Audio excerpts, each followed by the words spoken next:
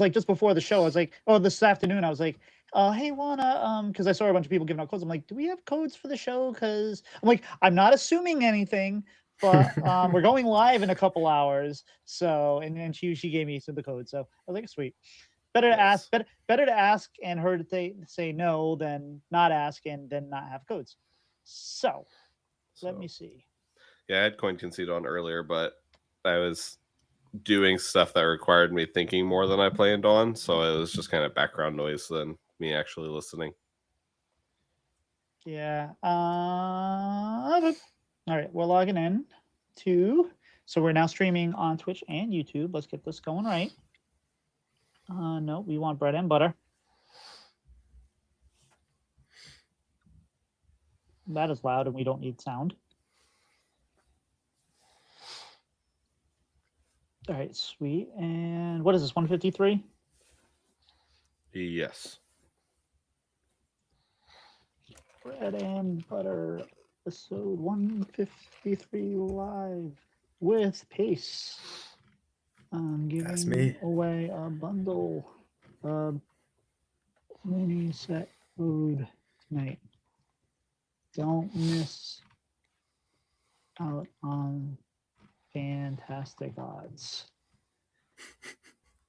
Bread and butter went live. Bread and butter. Bread and butter, serving up the basics. So for Hearthstone. I heard enough of Coin Conceit to make me more upset at the Rogue Imbue. Because I forgot that it's the number that will improve that's on the hero power. I'm like, oh shoot, that's better than I thought it was. Yeah, well, means there's more shenanigans. To be fair, even if it's cheaper, it's going to brick more because it's not. They do have the rewind, but it's just any minion, and there's no discover, so you can get like a bunch of crap. At least takes out all the bad neutrals. I didn't even know it had rewind. Wow. Yeah, it has rewind. That's better than I thought. Yeah, it's playable. Yeah, no, I thought it was just straight random. I will say it is straight random, but the rewind is slightly less random. This was my first time looking at the cards, by the way, like earlier today. I have not been in tune with Hearthstone as of late. It's all good. Let's see. Let's go to our channel. And we are live. We are live right now. Oh, that's okay. Usually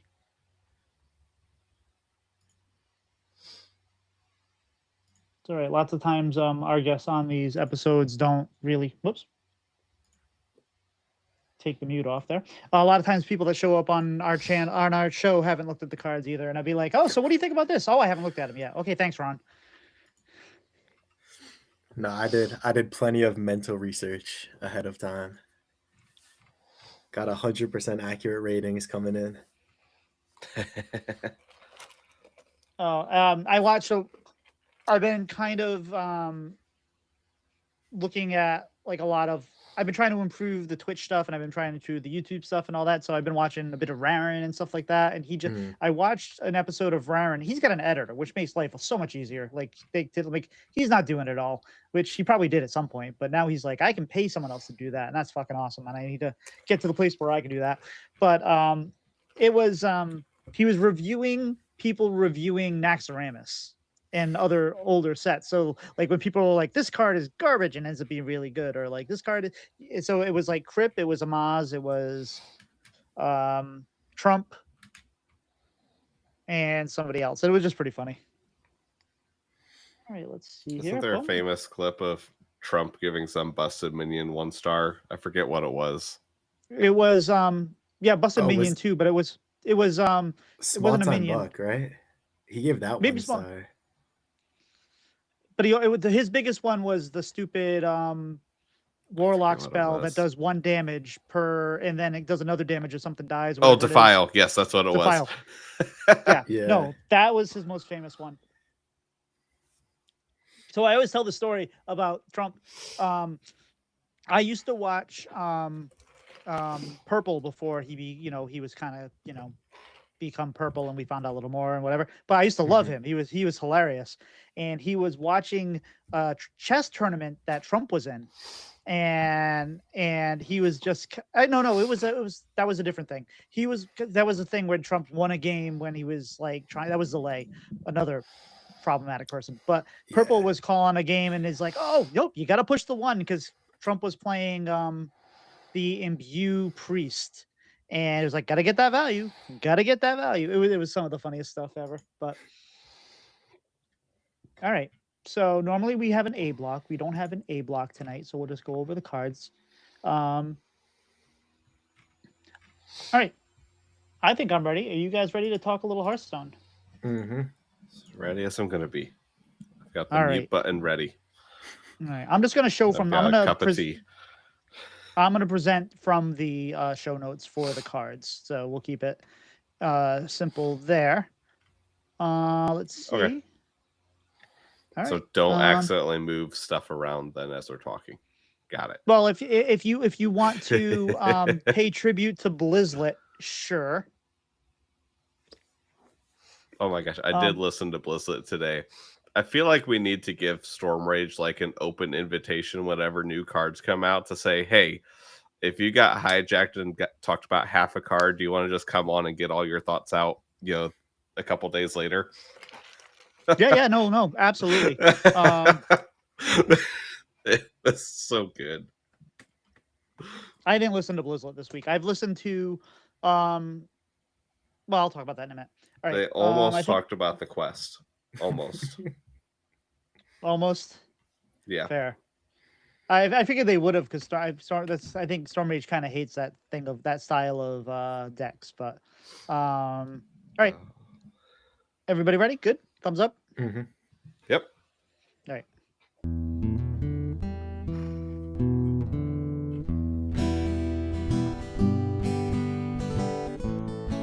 Oh, I realized I hit the wrong one again.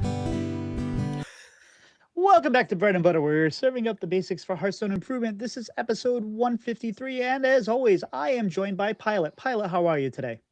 Doing well. How are you? I am fantastic. And returning for the second time, and it's been a little while, is our good friend Pace. Pace, how are you today? Oh, is this third time? This is my third time, yeah. I'm doing good, though. Happy to be back. It's been a while. It has been a while, and we were going to have you on a couple months ago, but you're like, yeah, my computer's dead, so I need to get a new computer. Yeah, my old computer was not doing good. So for those that might not know you, can you give us the 30-second elevator pitch of who you are and what kind of content you make for Hearthstone? Yeah, so I'm like a somewhat serious Hearthstone player. When I play, I'm normally pretty high legend in standard, hit rank 1 a couple times. And the content I make is mostly just like really funny tweets and the occasional stream. So you can find me on Twitter and Twitch. Oh, fantastic. And what have you been doing in Hearthstone lately? Well, nothing this month. I haven't made the climb yet, but I've just been playing a lot of Spell Demon Hunter in standard over this past expansion. Pretty much like exclusively that deck. And I played THL last season, but I lost like every game, so we can skip past that. Oh, so do we have a spot on our team? Because I think that's a requirement to become our team, is to lose more than you win. See, but I think your team beat me. We went against your team, and I lost that week too. That's fair. That might have been the week I won. Actually, I think I won like 2 weeks. I don't remember. It was not a good season for me either. But next season's my season. I know. Right? Yeah, no. I literally went 1-5, and my one win was because my opponent didn't show up on time, so I got the disconnect win. No. Oh, it was bad. I had one game where I had a few games. Series went to 5, and I had one that I played up against somebody that he was rank 11 at the time, and I was like, oh my goodness, and I was like, I intimidated myself right off the bat. But we went 5 games, and I probably should have won that game if I had been a little more aggressive. But that's okay. Pylet, what have you been doing inside of Hearthstone lately? Not a ton, just because I was a little bit busier this week with getting back to school. And I don't know. I don't quite have a deck that I want to play yet, and I once we got the mini set announcement, then I was distracted with decks that I want to play once we have those cards instead. So just kind of chilling. I floated a couple dailies, but I did stumble upon today a triple unholy Death Knight. That was, I forget who it was from, but it was on Hearthstone, top decks. I'm like, that sounds fun. And I got to kill a warrior with grave strength on turn 5 after I got brawled. And that was delightful. So I think I went 4-1 with it, with the one loss being a quest warrior where I was close enough or long enough. I kept hanging around for about 5 more turns than I should have. But I'm like, well, if I top deck this, I'm in it. And then they didn't do much. I'm like, okay, I can still kind of finagle my way into this. I should have left a long time beforehand. But seems like the deck's okay-ish. It's probably not tier 2, but it's working for now. And I'm out of bronze, so I'll take it. Very, very nice. And I am currently playing Frona Druid, to no surprise. Now, this deck is the bane of my existence because I love the deck. It has been so much fun. I have had success with it. In fact, I have a positive win rate with it on HS Guru as a streamer. However, yesterday I was doing some other things and playing and trying to climb because I was at about D3, and I had probably my biggest losing streak ever. Like, not just in with the deck, with Hearthstone. And I wasn't even tilted because I was like having fun. And the deck is weird because you can lose like 3 games in a row, or I think I lost 9 games in a row at one point. So, it is what it is. But at the same point, when you can do like 130 damage and the person has like 80 armor, and you're just like, yeah, I don't care, and they're mocking you with their emotes saying good game, and you're like, yeah, it is a good game, and you go boop boop boop boop boop, dead. That is fun. That is absolutely fun. So it's kind of like, for me, it's been when you are golfing and you have a really bad round and then you like birdie the 18th hole, and like that's what you remember. That's what this deck has been like to me. So I'm not giving up on it because, again, I have rattled off. I have a positive win rate with it still. I think maybe I'm closer to 500, but it's been fun. I win with it. I know it's good. Just some variance yesterday, and we'll go from there. But Pace, it's been a while. What have you been doing outside of the game of Hearthstone? I've been working recently, but that's boring. That's the usual. I've been playing a lot of Pirate 101. I don't know if you guys know about that game, but I played it when I was a kid, and I got back into it recently, and that's taken up all my Hearthstone time. So what is this game, Pirate 101? You can't just leave it there. What are we doing in Pirate 101? So you're like a pirate, and there's 5 classes, and you pick a class, and you kind of like sail around, do pirating stuff, and you get a bigger crew as the game goes on, and you explore a bunch of new islands, stuff like that. Cool. So it's kind of like Ship of Thieves, but I've never actually played that game, but I mean, I would assume so. They're both pirate games. Fair enough. So maybe you should try that one too. You probably like it. I know Pylet likes it. Pylet, what have you been doing outside of the game? Recovering from the cold that I caught from going back to school. So, had long week of, decided over Christmas break I was going to take the time off and not do some of the stuff that I said I was going to, and caught up to me to where then I had a couple days of, catching up on work. And then there's just a bunch of junk and whatnot going around. At least I caught the head cold that was going around and not the whatever strain of the flu is going around. So I'll take that. But it, messed up my weekend. I had a couple set chance for Lorcana I was going to, but I decided to stay home because no one wants to play a physical card game as your opponent is, coughing up a lung across the table from you. So decided to stay home, which was unfortunate because it's 2 of the stores that I enjoy going to the most, but still have a couple more weekends. Thankfully, one of the stores I was planning to go to, they didn't have enough, so they rescheduled for a day that actually works better for me anyways. So hoping to get to those here the second half of the month. And then I finished and hit credits on the first Final Fantasy. I bought the Pixel Remaster bundle. They had it on sale for Switch where it had 1 through 6, all the remasters. So I started the first one, Overbreak, and got to the very last boss and got to where I needed to grind some levels to get that. So kind of put it down for a week because I didn't feel like doing that. Thankfully, the Pixel Remasters have, settings so where you can boost your XP and everything. So I didn't have to grind very long, got the last like 5 levels or so that I needed and was able to beat the boss yesterday. Fantastic.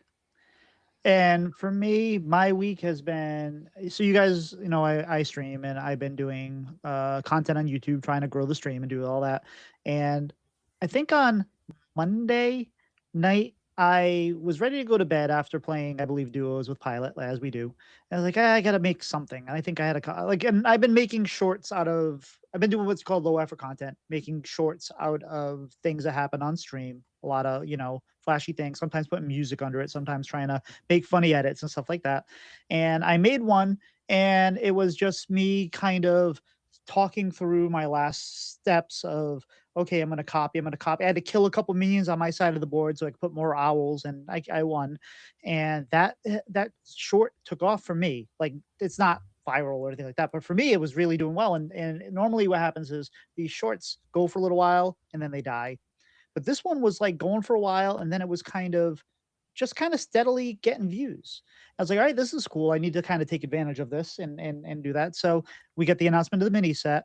So I got home on Wednesday, and instead of streaming, instead of doing anything, I just sat there and I just made hot takes about a bunch of the cards that were released. And I made shorts and I made shorts and I made shorts and I posted them over like releasing 8 hours over the next bit of time. And I had like the best YouTube week I've ever had. So at one point I had 12,000 views in 48 hours, which doesn't sound like a lot, but for me it's a lot. So I'm like, this is fantastic. So it's kind of reinvigorated my drive to kind of make some things and do some things. And in the bread and butter side, so we split the both of them. That's been doing really well too. So I don't know. I'm hoping to kind of like turn that corner and do that. And that's been kind of my obsession. And sometimes it's like I'm even doing that more than I am actually playing the game. So I have to figure out how to balance that. But anyway, tonight we are giving away a code on stream. So if you are listening to this, you've already missed it because we're doing this live. And we are also going to be giving away a code to the patrons as of tomorrow night. So tomorrow night, Monday the 12th, I will give away a code to one of the patrons. So if you are listening to this, you happen to listen to this on Monday, you have time to become patron. But we like our patrons. We appreciate the support they give us. And when we are given codes from Blizzard, thank you, from Blizzard, thank you, Blizzard. We like to give back to the people that give to us. So good odds there for those, and looking forward to it. But Pylet, any news this week? We do have news. We have a mini set coming out on Tuesday. So we have the what's the full name? Echoes of the Infinite MiniSet, where it's similar to mini sets of past years where we have kind of these reoccurring themes from the year. So unlike last year, we got StarCraft and everything is focused around that. It's more similar to kind of the first couple that came out, like Dark Moon Fair, I think was one of the ones that was most like this, where they pulled things from every single set. So we have a few different things going on. We have new imbues for Death Knight and Rogue. Hunter, Priest, and Paladin each got Dark Gift cards and not payoff cards, but they got dark gift generating cards. We have a new quest for Warlock and Hunter. That is a dual class quest because we have new dual class combos where each class has 2 different pairings that we haven't seen before. And then we also have an infinite cycle of cards where there's a few cards that deal with infinite numbers for a limited time, to where it sets something to infinite for this turn or as a death rattle or whatever. So have that coming out this Tuesday with kind of 5 cards for each class because of all the dual class, and 5 neutrals, which I think we're ready to jump in unless you guys have any comments on that. No, and I like how they do that in, like, when they, just like last time they did it in the last set of the year. So we have this bigger set to kind of get us to the rotation, and a lot of these cards, if they're a little more powerful, are only going to be here for 4 months, for 4 sets. So I think that's kind of a good thing. Yeah. Mm-hmm. So we'll start with the neutrals. We have 2 legendaries and 3 dragons. So our legendaries, we have Morky is how I think it's said. I don't know if it's Morky or Morchi. I think it's but Morchi. It's the opposite of Chromie, kind of the alternate ego there. 4 mana, 2/5. Your rewinds keep both potential outcomes, and Battlecry, discover a rewind card from any class. Interesting effect. I don't know where this fits in unless we're doing burn shenanigans in Rogue with Chrono Daggers, because that's a lot of damage if the board is clear. The big flashy play that they showed when they announced this card was obviously, Mr. Clocksworth, but you're not doing that unless you're doing Ysera, Ramp, or Aviana Priest stuff. Then other legendary is End Time Murazan, a 9 mana 4/6 Battlecry. Fill your board with random dragons, fully heal your hero, skip your next turn. So 2 very interesting neutrals. I kind of want to spend time on those before we go to the other ones, because these are really wonky effects that I don't know where they fit. I like Murazan. I don't know if it has a home, but I like it. I don't think it has a home now, but I think in a post-Ziliax rotation where we don't have Perfect Twin filling that 9 mana slot, I think that this goes in there a lot more often. I agree. I agree. But I don't know. It's such a tough thing, right? Because like when they had the other card, was it Anachronos or something like that? That used to your opponent skips 2 turns, your opponent plays 2 turns in a row, and then you play 2 turns in a row, and that was such a horrible card. Eternus. This one actually acts like a Reno, and if you happen to be playing like something like Death Knight or something like that that has increased your health, I don't know how well this is going to do in Wild with what's his butt there, Renathal. 40 cards, Renathal. But this card has made me decide that I'm going to leave work early on Tuesday and come stream because do you know how you can get this down and make this worthwhile? Is you play it on turn 5. You know how you play it on turn 5? You play Tortolan Traveler on 3. You play Chrono on 4, and then you draw it with Contingency on 5, and you play it on 5. So, given that there's potential there, and I know it's going to be horrible, but we're going to try it. But because it sounds like it's going to be like, it fills your board with dragons. There's only so many dragons that have taunt. Your opponent has 2 turns to do things, and maybe that's good enough. But at turn 9, that's probably not good enough because your opponent's probably ready to kill you anyway. And if not, maybe it's like win more. I don't know. It doesn't feel like a good card. It feels like a really bad card. But it also feels like it's a super fun card that I'm going to fall in love with. So we'll see. What are your thoughts, Pace?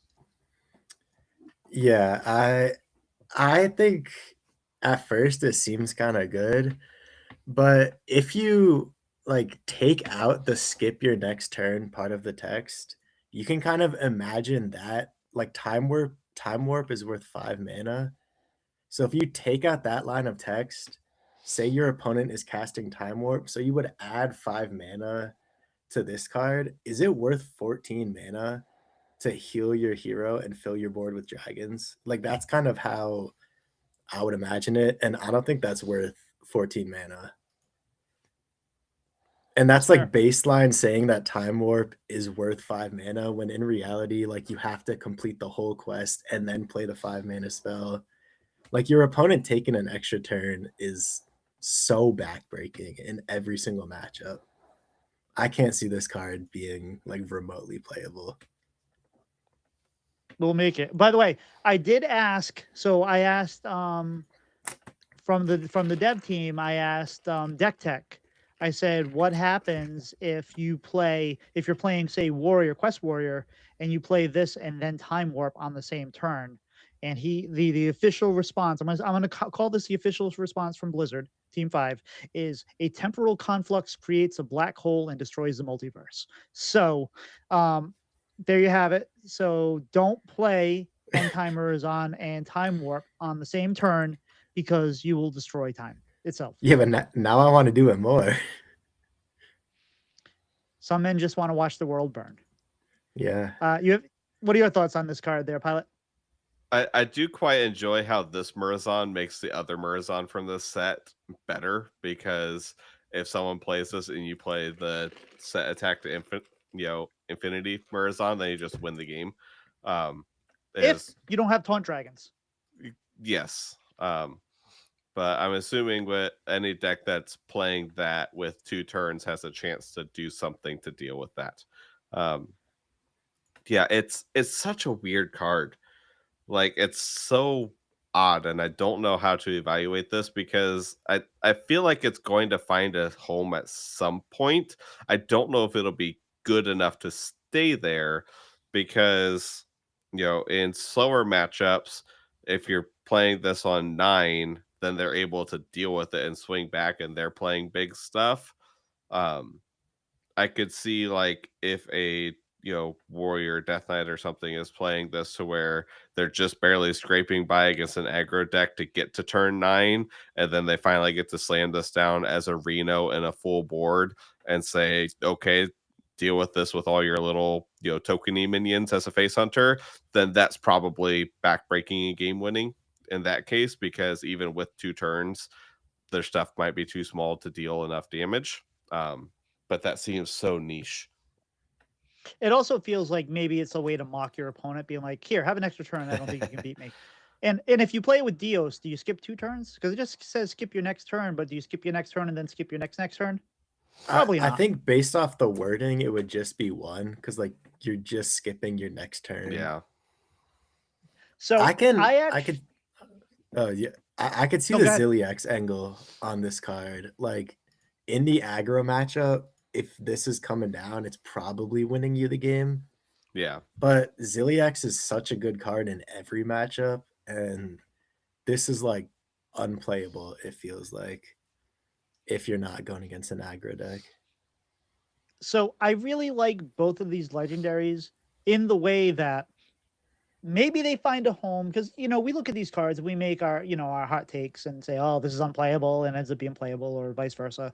But both of these cards will not, I can guarantee you, will not be the Elise. It will not be Firek. It will not be the neutral cards we see in 40%, 50% of decks. Maybe there's a deck that really takes advantage of it, or 2 or whatever, and that becomes like that kind of like, oh, there's a end time Murazon deck that we have to deal with, or whatever. But it won't be like every deck is running end time Murazon, every deck is running Morchi, maybe Rogue is running. So I like that. This is 2, or I believe the last mini set too was like this. So I think we've had basically 3 sets of card releases where we haven't had that like legendary that really kind of overtakes the meta, and I kind of like that. I want to see class lethality that's different versus the card that we have to put in every deck because it's just that good. And I thought Morchi was going to be bad. I thought Morchi was going to be bad just in general. I think it will be, except for something like Rogue. But again, if it costs 1, hey, who knows what you can do?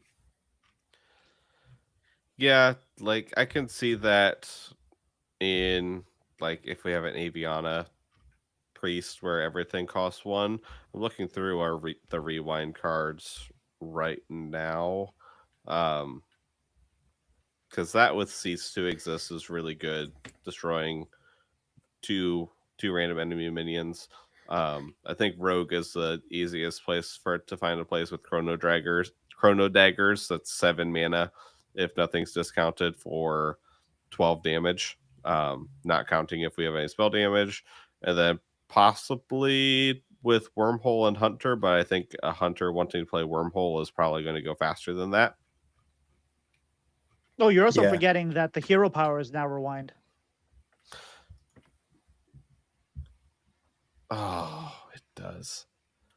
You can see the very moment I'm when even his more. heart breaks. Yeah, no, this is Morchi is a rogue card. It's gonna work well with rogue. If it Yeah. works anywhere.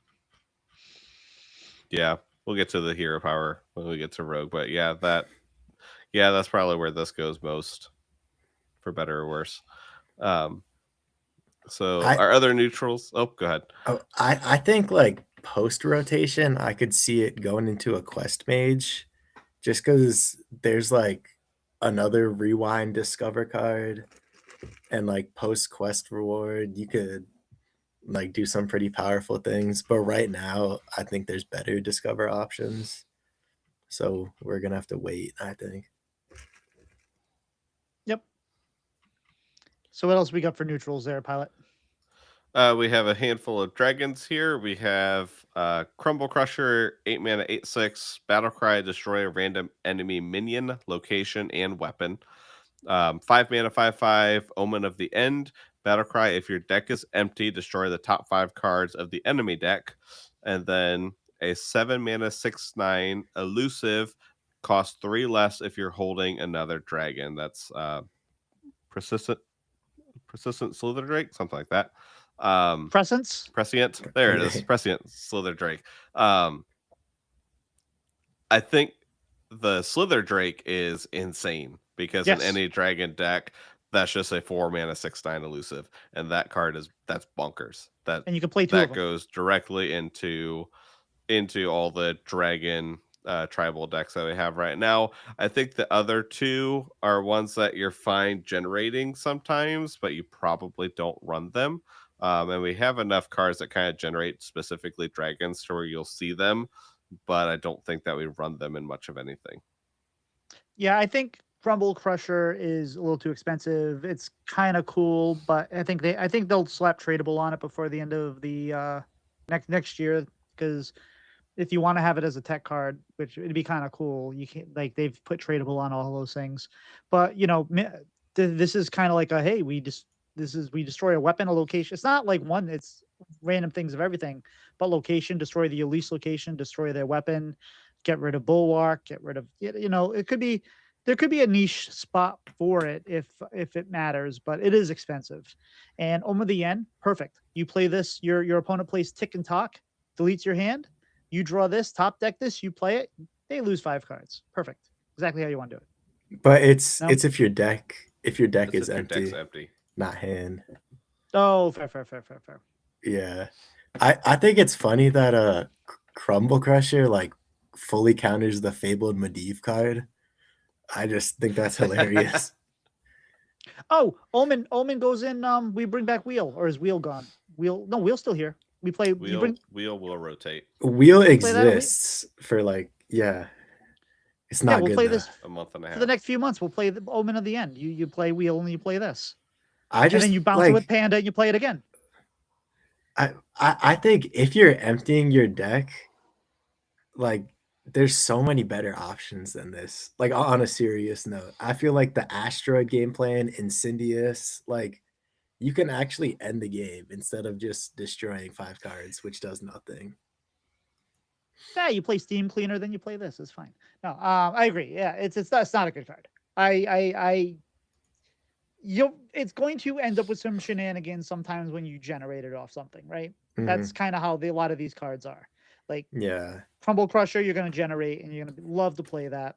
You're going to get it off some Dragon Generation card, and Prescient Slither Drake is a really, really good card. That's probably the first card that we will see nerfed out of the neutrals. Probably the only card that'll get nerfed out of the neutrals, if we're being honest.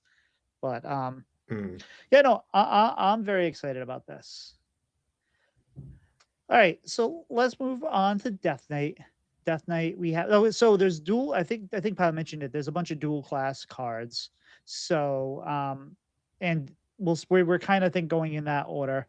So the first one is a Death Knight only card. It's a spell. It's 3 mana spell, Finality. Draw an undead, imbue your hero power twice. Pylet, undead Death Knight doesn't have imbue. What's up with that? It's one of our new imbues. So, Death Knight Imbue is Blessing of the Infinite. It is a passive hero power.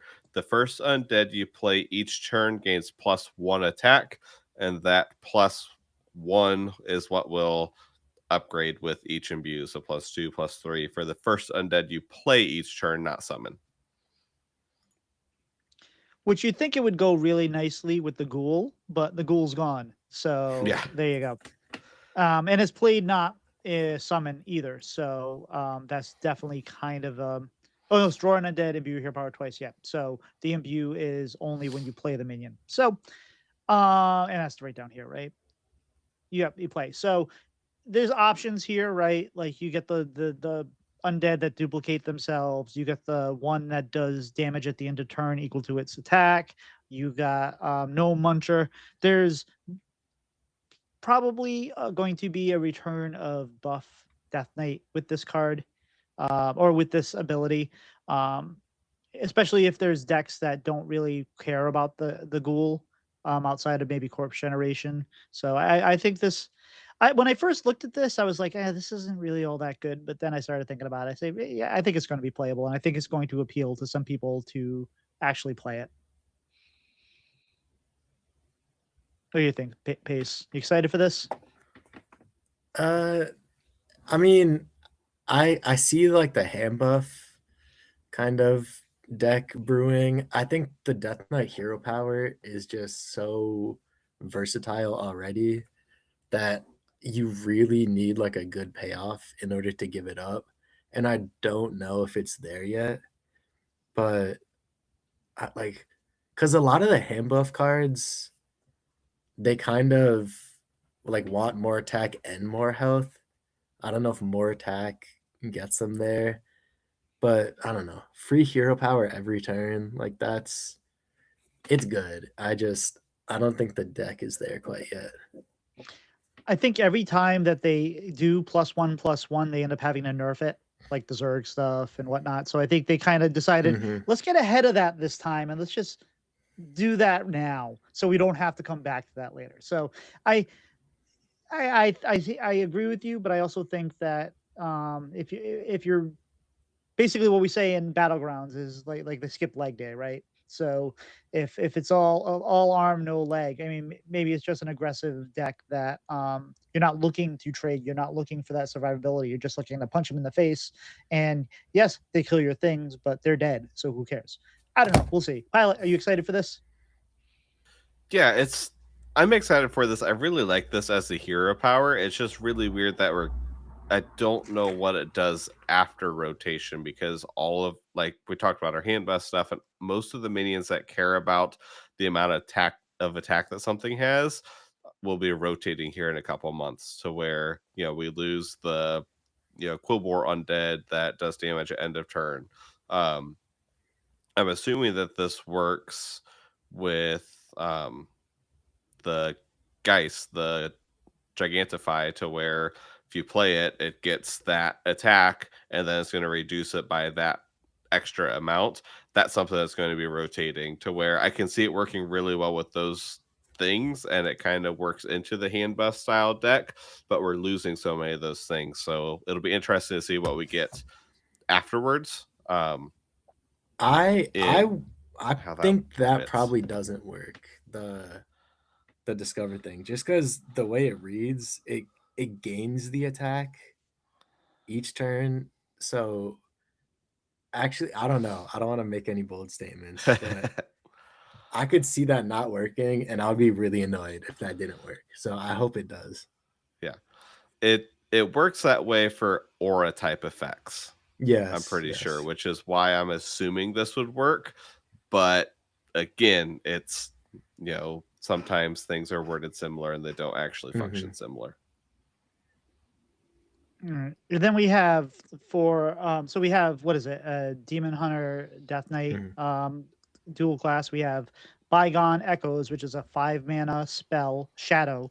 Summon a random 4-cost minion, spend 4 corpses to summon another, outcast, and another. So I have, well, hold on. The other cards we have is a 7-mana 6/5 undead demon Remnant of Rage, which is cost 1 less for each minion that died each turn. Battle card, draw 2 cards. We have a 4-mana 4/3 undead, Wicked Blight Spawn, Reborn Death Rattle, equip a 1/2 dagger. If you already have a weapon equipped, give it +2 instead. And then we have Jagged Edge of Time, which is a 3-mana 3/2 battle cry and Imbue Hero Power. Obviously, the Imbue Hero Power is going to help you with finality. And the last 2 are Rogue dual class. Yes, the last 2 are, which is interesting because they give the Rogue the 2 new these are the 2 new Imbue classes, so the dual class kind of made sense to have them overlap. I don't think Bygone Echoes is a good card. I think that this is going to be something you'll be happy to generate off Elise and play it, because then it'll automatically be in the outcast position and all that. But so what? It also seems like if you don't have 4 corpses, but if it's in the outcast position, I think you only get 1 minion, because it says spend 4 corpses to summon another outcast and another. So if I have 3 corpses in the outcast position, do I get 1 minion? Do I get 2 minions? I don't know. So we'll see it. I think 2. I would guess 2. I agree. Yeah, but I don't think this is going to be a playable card. Pylet, what do you think? I disagree. I don't know if Death Knight wants it, other than probably like an Unholy Death Knight, like a triple Unholy. This probably slots in over maybe like a Tomb Guardians or whatever, some other spell that's just kind of replacing the corpses that you spend. But I could very easily see this in the spell Demon Hunter, especially post rotation, as that deck shifts around a little bit, and especially off of Illidari studies. This is insane. I think that we're going to see this card a lot more. I don't know if we'll see it right away, but I think it's a card that we're going to see an okay amount as we go, especially because they're hinting towards a tokeny style Demon Hunter. Mm-hmm. Plus, no spell Demon Hunter. Maybe this is something that finds its way in there. Yeah, it's nice that like nothing else in Demon Hunter spends corpses, so you're pretty much like always going to be able to activate the corpse requirement. Yeah. Yep. And Remnant of Rage, I think I initially looked at it and it looks like it's a good card. It depends, but I think it's situational. I think that this doesn't. At first, I was like, "Oh, this is going to go in any Death Knight deck," but I don't think so anymore. Maybe it goes into something with you're playing the little location with the pirates and Demon Hunter, but in Death Knight, you might be able to. This is a nice card to drop right after a corpse explosion, but I think it's going to be dependent on the style of deck you're playing. It's not going to go in every deck, because even though it does count your minions and your opponent minions, it's still a requirement you have to hit, and you may not be there every time. So I think it's going to require a specific deck for it. Yeah, I think it's getting slightly overrated on Twitter right now. Like, I see people calling it the best card in the game, stuff like that. It's nice that it's 7, because Death Knight doesn't really have many good 7s. So I think it probably sees play in like those slower Death Knight decks. But like 7 minions dying in a turn is a lot. Like, that's not happening in the early game. But you also got to remember, we're not necessarily worried about it being free. I mean, free is nice, but if it's down to 3 or 4 mana, it's still a good card. Yeah, but then you like, how are you getting it down to 4? Like, are you trading everything? I guess if there's like 2 full boards. I mean, if your opponent has Blob of Tar, you're killing that, you're getting through that, and then you drop it, So, I mean, there will be situations where this makes sense, and it's probably something that's going to generate, be happy. That goes for a lot of these cards. And again, I think there's going to be some decks where this goes in well, some decks it doesn't, and then I agree. I think I was very excited when I first saw this card, but the more I thought about it, the more I'm like, well, maybe it's not as good. Pylet, you excited? I'm excited about this card. I think that, if you're looking at this to where, it's not something that we're probably wanting or planning to drop in the first 3 turns of the game, because typically you're wanting to develop more than draw anyways.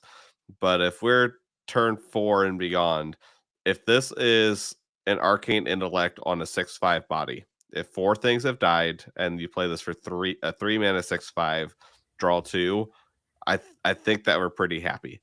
To where that's kind of where I'm evaluating this card at, and anything cheaper than that is bonus.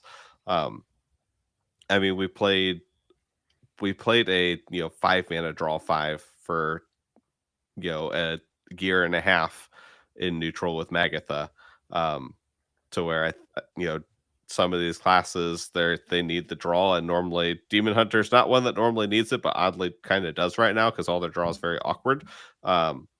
But I do think that, especially with what we're seeing, there's plenty of token stuff. There's plenty of things that we're going to find a use for this. Just thinking, if we play the 2-cost rush, not the Buccaneer, but whatever it is, the Dreadhound Handler, and that trades something that's 2 mana that pays for itself with this card if it's killing itself and what we traded into, to where there's a lot of ways in Death Knight, especially with rushes, for the cards that you're playing to also discount this. It's fair. And then we also have the 4 mana 4/3 Wicked Blight Spawn that gives you it's got Reborn Death Rattle and gives you a dagger. Seems fine.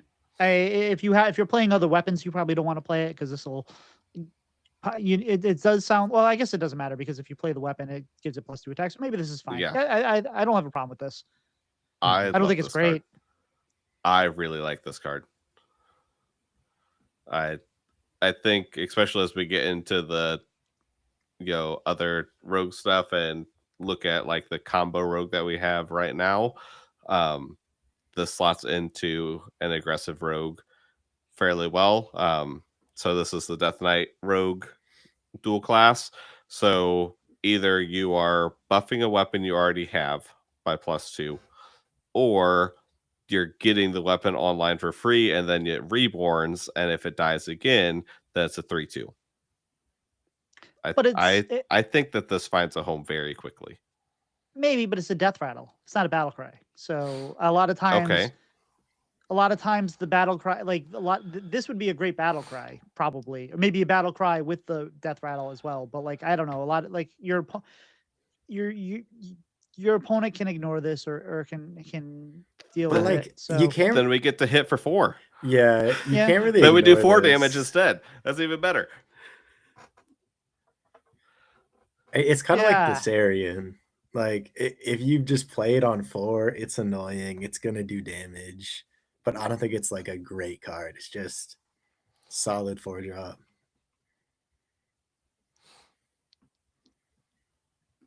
Right. Let's move on to Rogue. Pylet, what do you think? Yeah, so Rogue, we've already talked about 2 of them. The Rogue only card is Eventuality, deal 2 damage, imbue your hero power.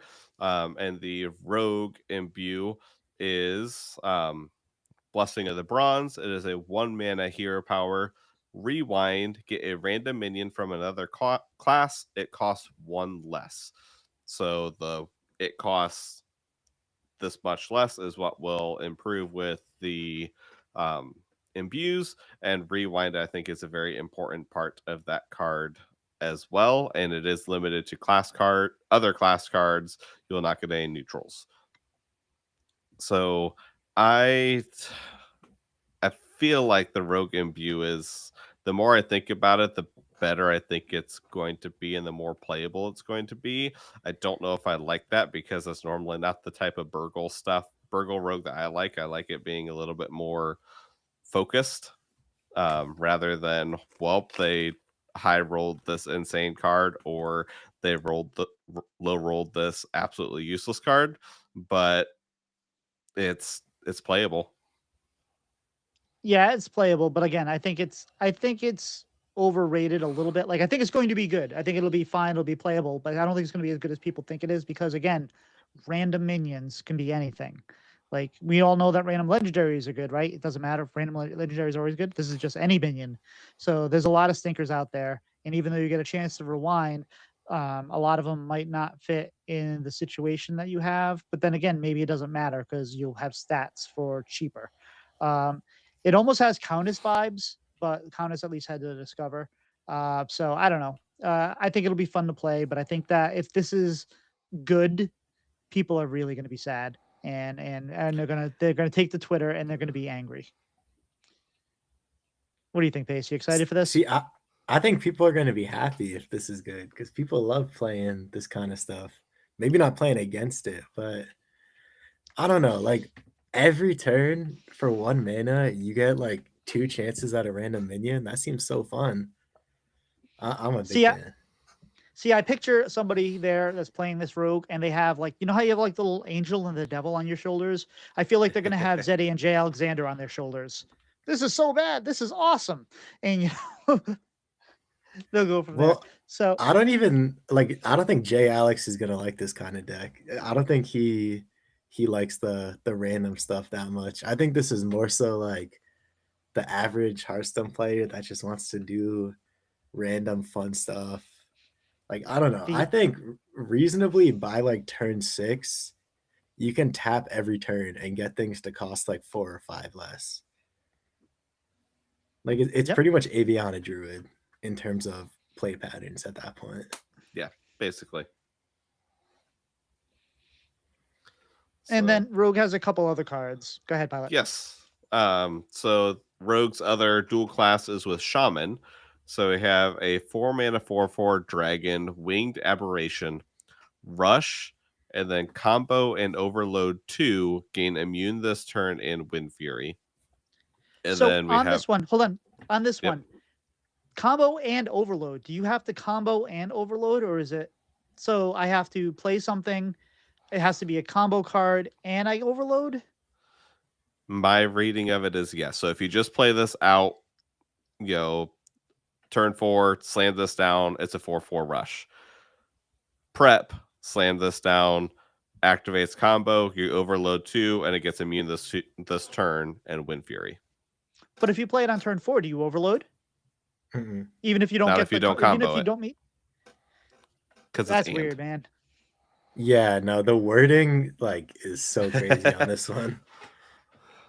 So I haven't thought as much about that card because I don't think it's very good anyways. Yeah. Like, well, it's better than I thought it was. It's not like absolutely terrible. It's not I don't know. It's not a totem that we'll get to later on. But it's not a good card. And it's not even something you're happy to discover or generate, because if you get this off a Lucky Comet, it's even worse because it's a combo that doubles, and you don't want to double this combo. Mm-hmm. Yeah, and initially I thought this was going to be a good card. You looked at it like, because if you read it, 4 mana 4/4 immune and Wind Fury, that's a nice little. I can on turn 4 maybe clear out some aggro and have some development. But the cost, I think, is too high, and you can't even do it on turn 4 unless you point it out or you prep something else out or something. Mm-hmm. So yeah, no, I don't see this being a good card. Another situational generation thing where it's like, oh, hey, I can take Wing Aberration right now. I've already played the cost of combo because I played whatever I needed to do to generate it. And although I guess if you get this for 0 mana off the hero power, then maybe it's fine.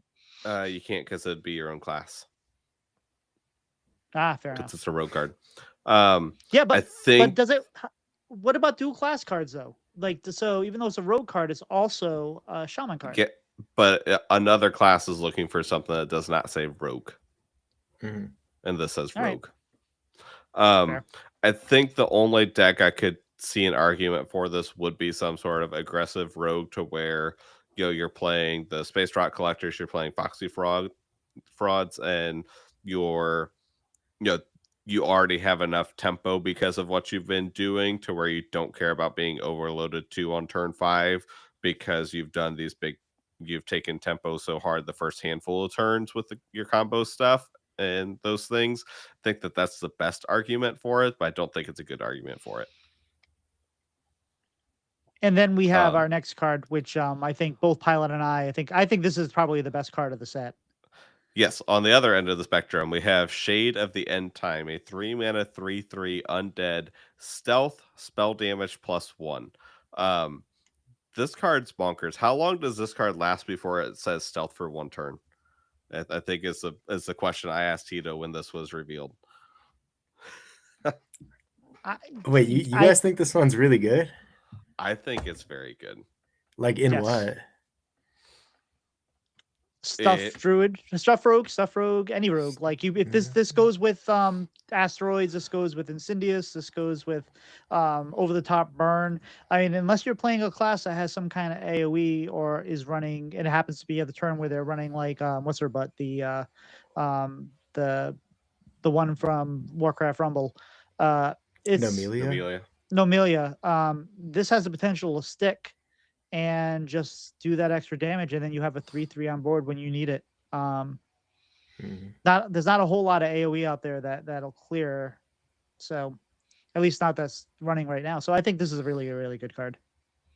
So I think you need to time it correctly. I Yes. mean any sort of burn rogue shaman, I think that this is a card that makes those decks more possible.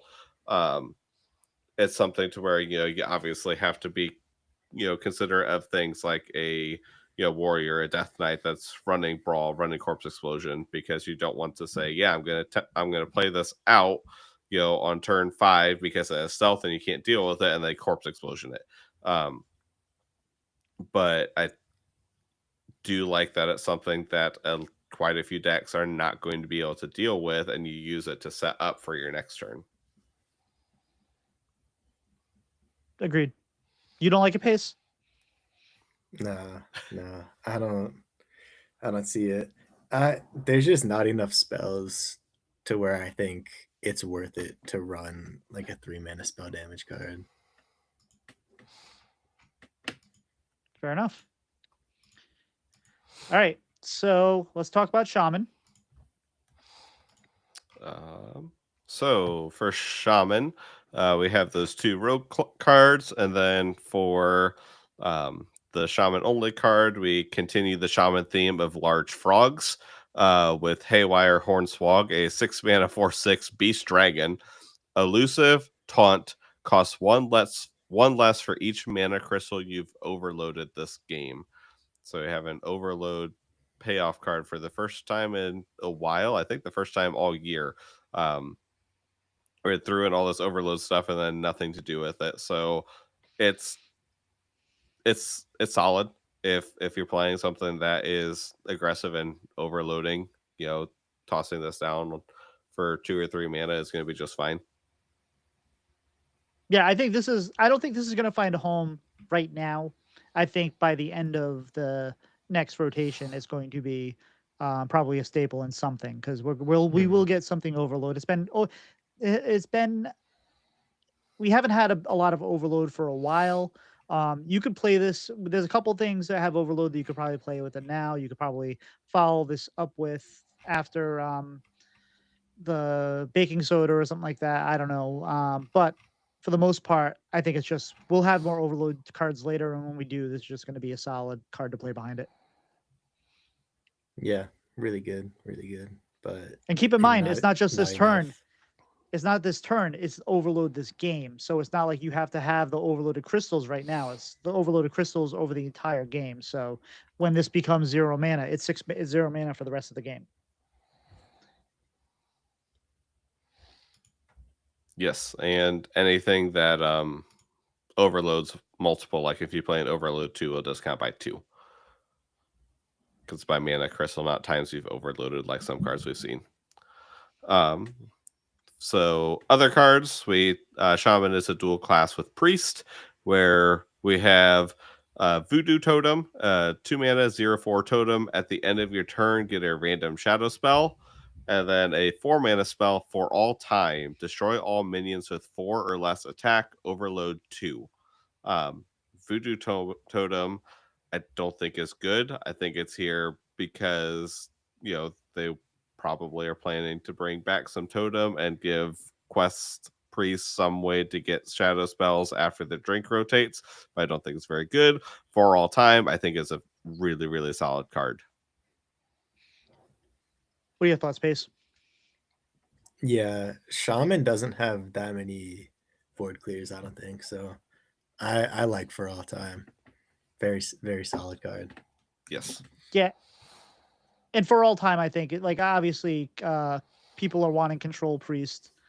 this is definitely a solid card that would go into any control priest. And while I don't think it's enough, even with the, I think this, and there's another card we'll talk about in a little bit that I think enable control priests. I don't think there's enough there yet, but there's definitely kind of like, it's kind of like when you're watching a basketball team and you're like, well, nope, they're not going to compete for the playoffs this year. But I think they got that solid group that's going to be ready for next year. They just need to find that star player. And I think they're getting there.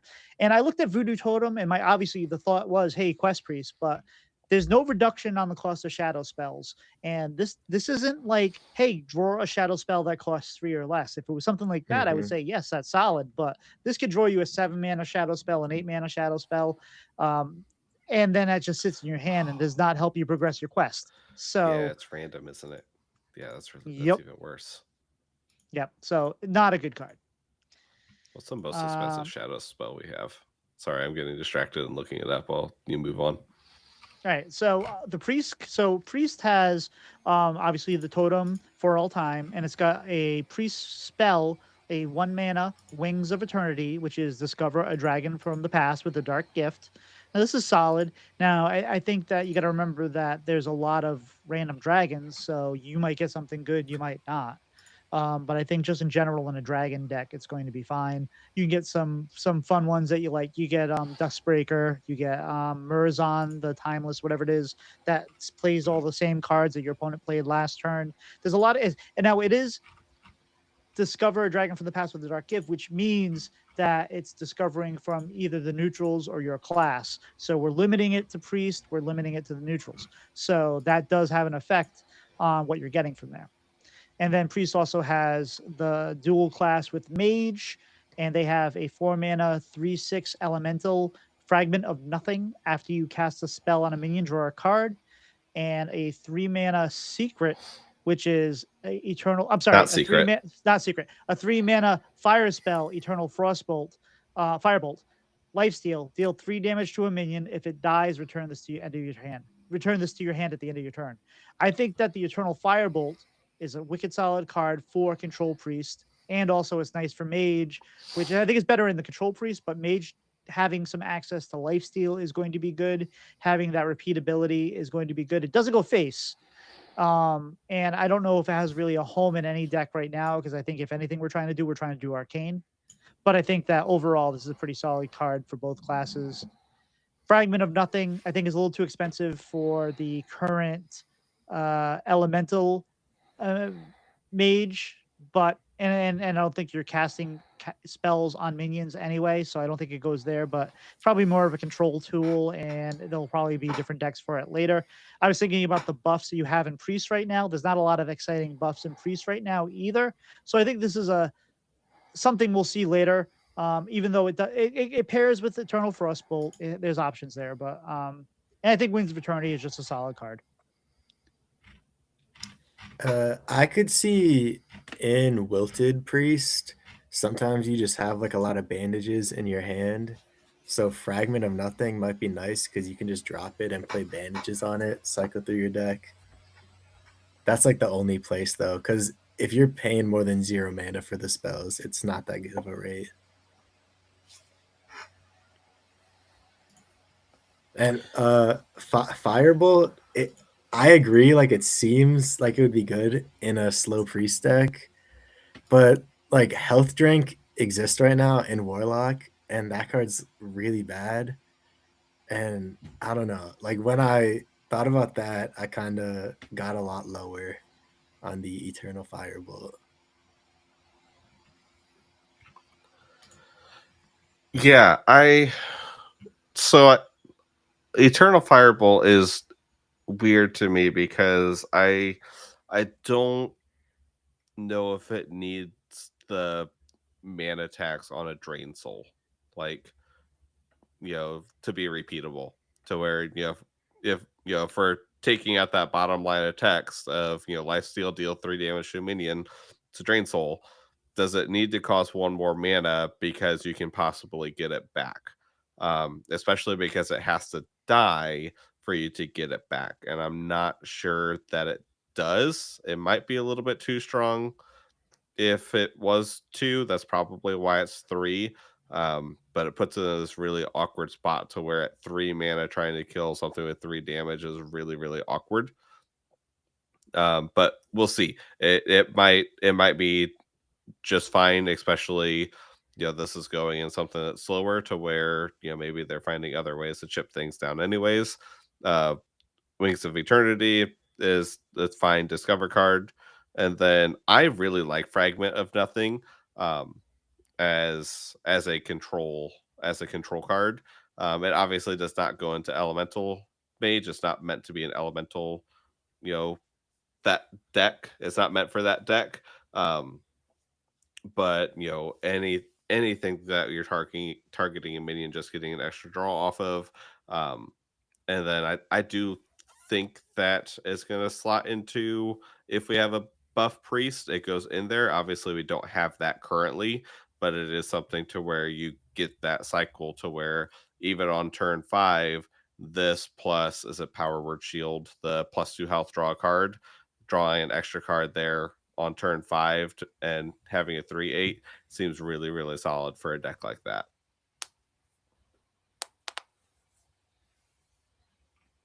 Right, let's move on to mage. So for mage, we have our first infinity card for what we've talked about. Where we have a 3 mana secret. That's a fire spell, Flames of Infinity. Secret: when your enemy's turn ends, deal infinite damage to their highest health minion.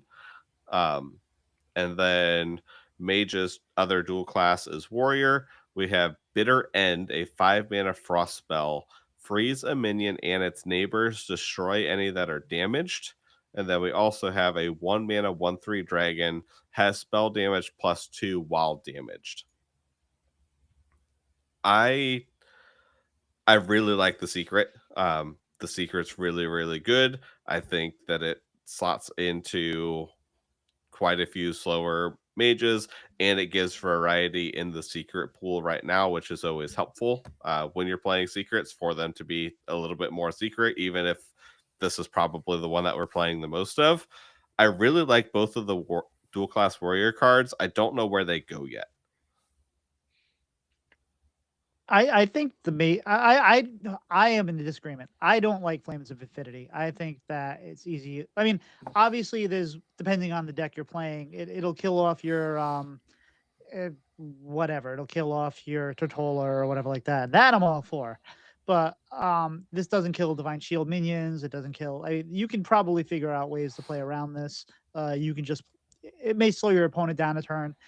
I don't know. I don't think this secret is as good. I mean, maybe if we're playing more secrets, but I don't think the other secrets are really even seeing that much play. So I don't know. Maybe it's okay, but I don't like it. I think Bitter End is horrible. It's such a, freeze a minion and its neighbors, destroy any of their damage. There's such a cost to it. It's 5 mana. It doesn't clear the board. I feel like the rate is way too high for what you're getting out of it. And I like Time Twisted Seer. I think Time Twisted Seer is going to be just a solid card that'll find a way to be in many homes. It goes well with what's that? The spell that does 2 damage, and then if nothing dies, do it again. Because then it won't kill itself, and then the next time it hits, it'll have the spell damage. So it'll deal 2 damage, and then if nothing dies, it'll do 4 damage. So I think that's a nice little combo there. I think there's going to be, I think in both, I didn't think it as a warrior card at first, but I think there's enough warrior spell damage and enough warrior self damage that this might be interesting. It goes with Cursory Strike. It goes with the Dark Gift spell that you deal 2 damage, you get a dragon with a Dark Gift. There are options there that I think are going to be fine. So I think this is just a solid 1-drop. Pace, how excited are you for these mage cards? I agree with Bitter End seeming bad. I think Flames is a good secret. Like, it's definitely above average.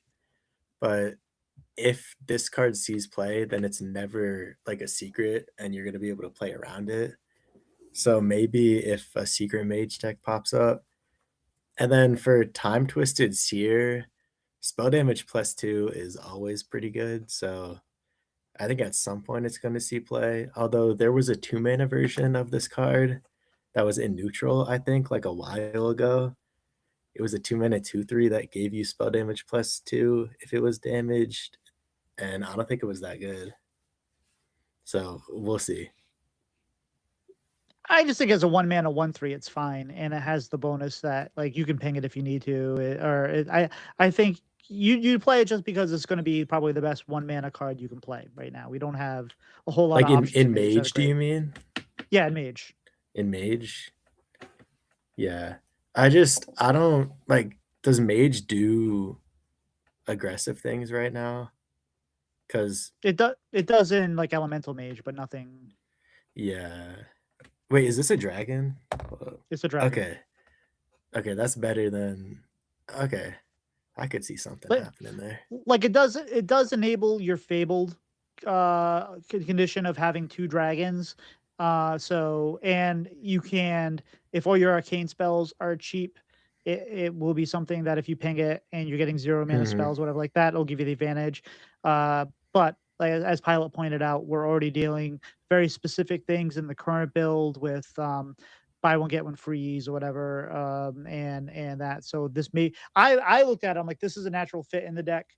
Pylet's played a lot more. He doesn't think it is, but it also might be a different version of the deck that takes advantage of this. Yeah, a version that actually kills the opponent. I think that might be. Yeah, that sounds exciting, right, Pylet? Kill the opponent with the deck. I've killed plenty of people with the deck. At what rate? I've done lots of killing as you reduce all your arcane spells by 4 and you just go crazy. So yeah, it's something to where that deck's going to have to retool after rotation anyways, because we lose buy one get one freeze. To where right now it's a copy Syndragosa as soon as possible deck. That's the only way that it works for it to be a 47% win rate deck or whatever it is right now. So it's something that's going to have to very drastically change here going into next year. And maybe that is, adding other dragons to the pool. But, if you're like, okay, I need to get my Twisted Time Seer on board and have my Syndragosa, and I need to damage my 1-mana card, then that's a lot to have spell damage and only a 2 reduction on your arcane spells. Yeah, agreed. All right, so Warrior, we already talked about Twisted Time Seer and Bitter End. What else we got? For the Warrior only card, we have a 3-mana 2/5 dragon. Battlecry, give all minions and weapons in your hand +2 attack. That's the Dimensional Weaponsmith. And then Warrior's other dual class is Warlock, where we have Eternal Toil, a 1-mana shadow spell. Deal 1 damage to a minion. If it survives, draw a card. If it dies, summon a random 1-cost minion. And then we have a 5-mana 5/6 End Time Survivor. Taunt Battlecry. If your hero took damage this turn, gain +3/+3.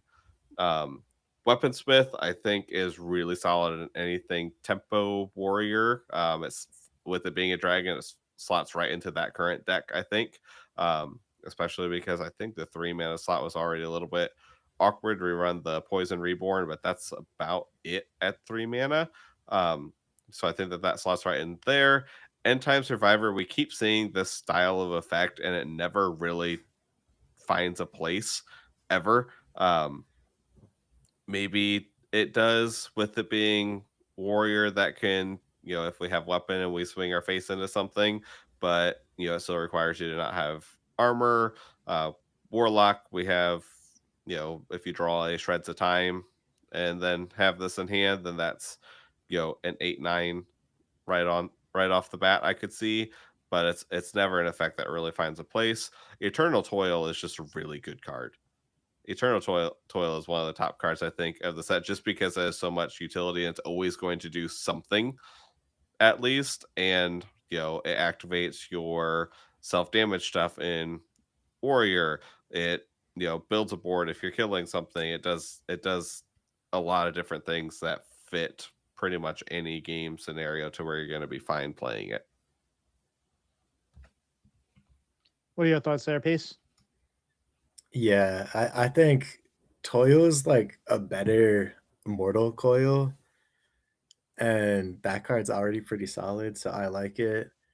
The weaponsmith, that's like a lot of damage and a lot of attack.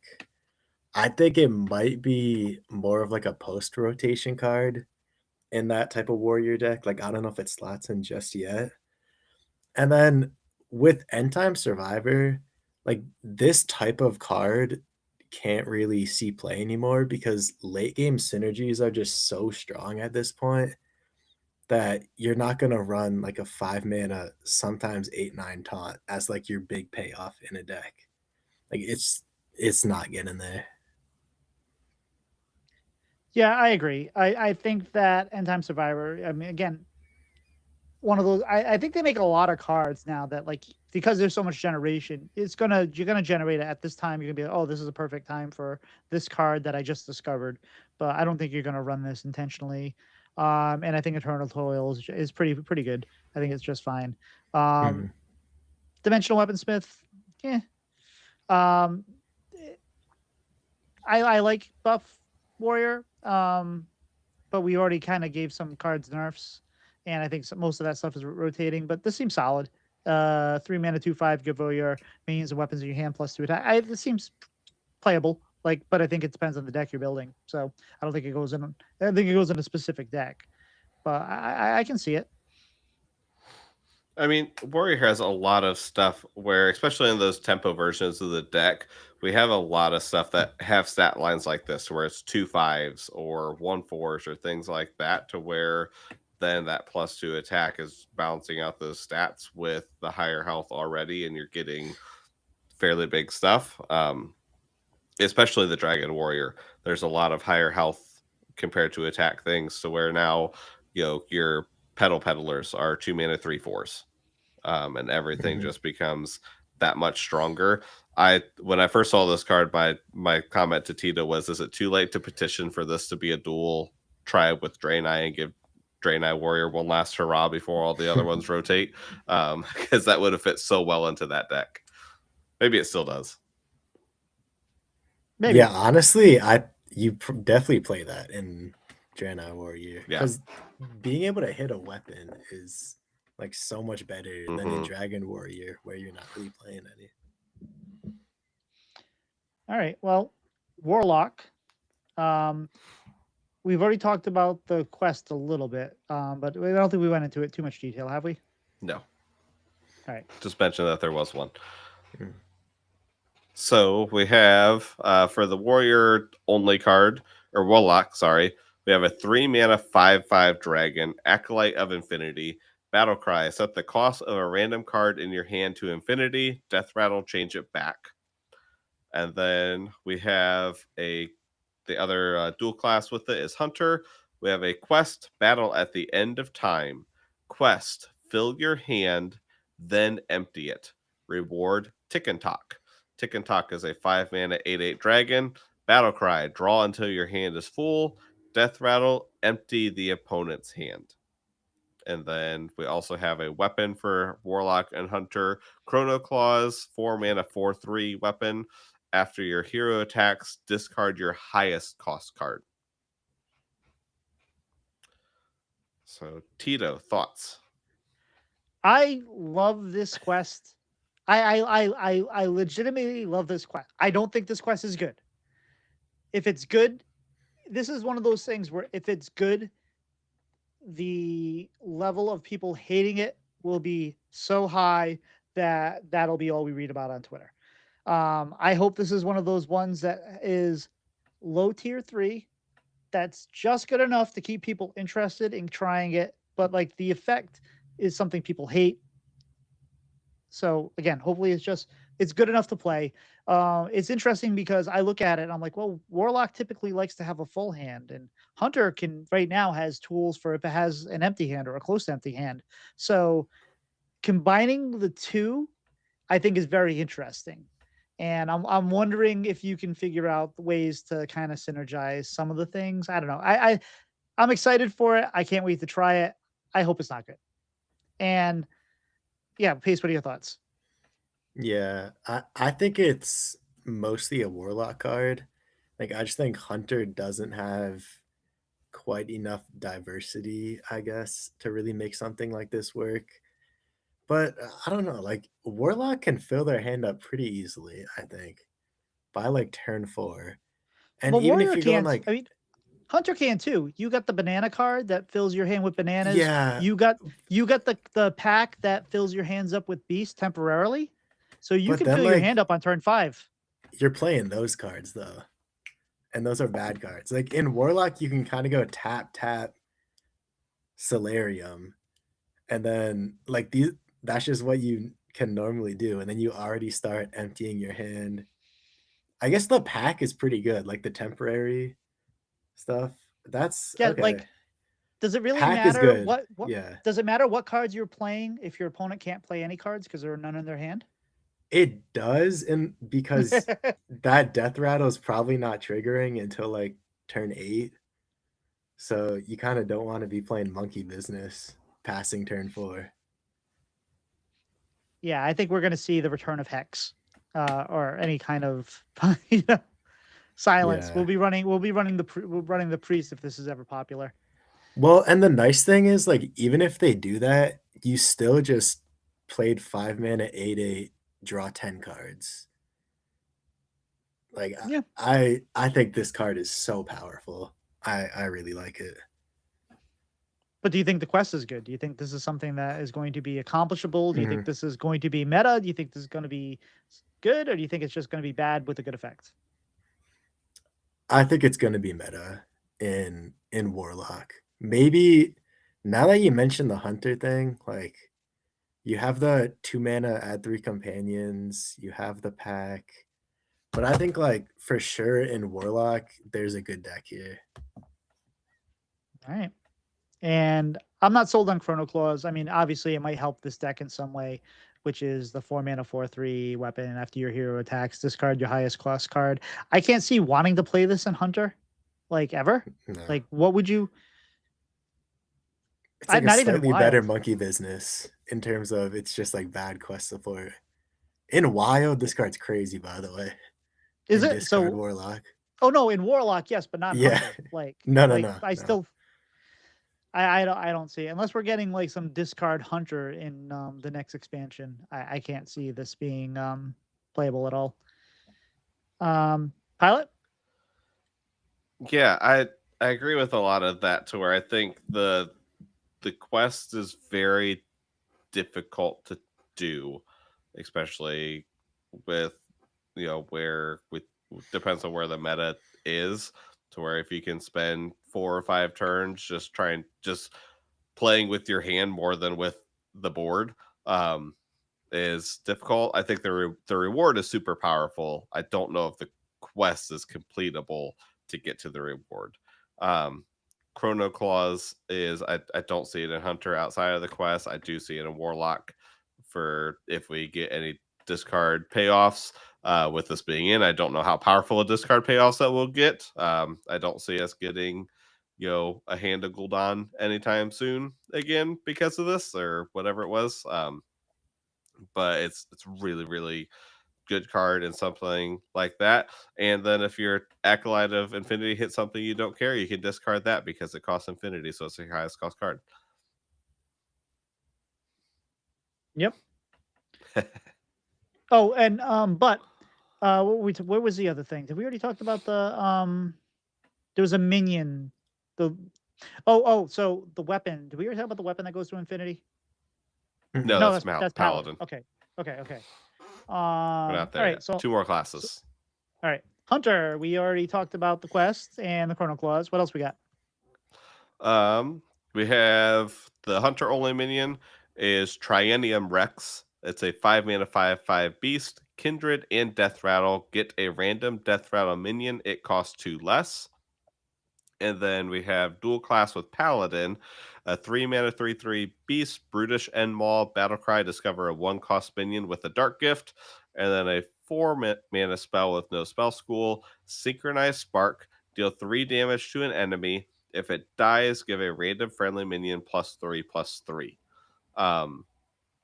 Tito and I already talked about this spell a little bit, to where I feel like it has the Hunter spell tax that is never necessary of all the Hunter conditional spells costing 1 more than they should. I don't know why this isn't 3 mana.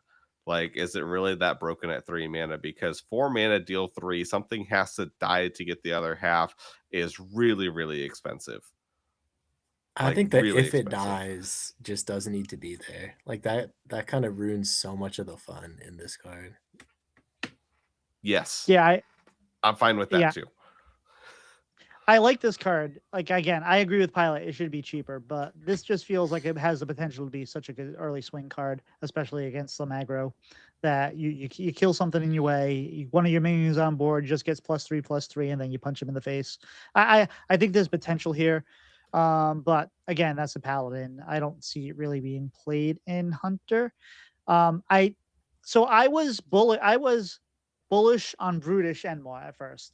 The 3 mana 3/3 discover 1, and I don't think it's a good card. However, thinking about it, maybe it's okay in Quest Hunter, because maybe if you don't have the 1 mana, you can generate something that will get you another 1 mana beast, and you're playing a 3 mana beast. So maybe it's got a home there, but I don't It's think the attack, 1 not mana mana that matters.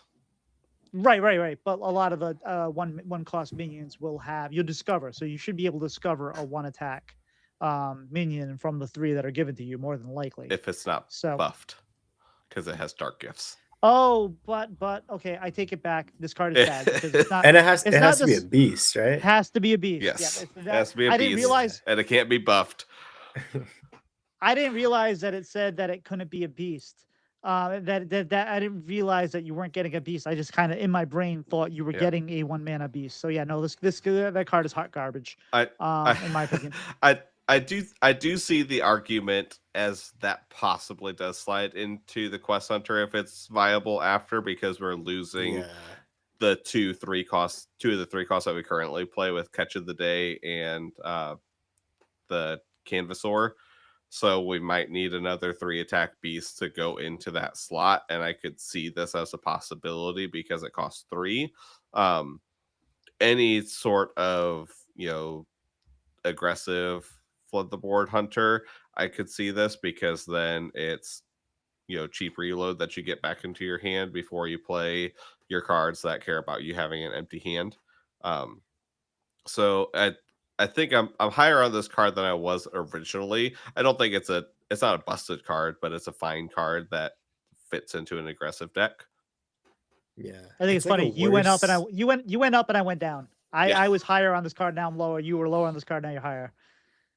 It's like a worse Creature of Madness, but Creature of Madness, I think going into rotation is going to be like the best card in the game. So I think there's a spot for this in like I don't know, aggro mid-range Paladin and Hunter decks after rotation.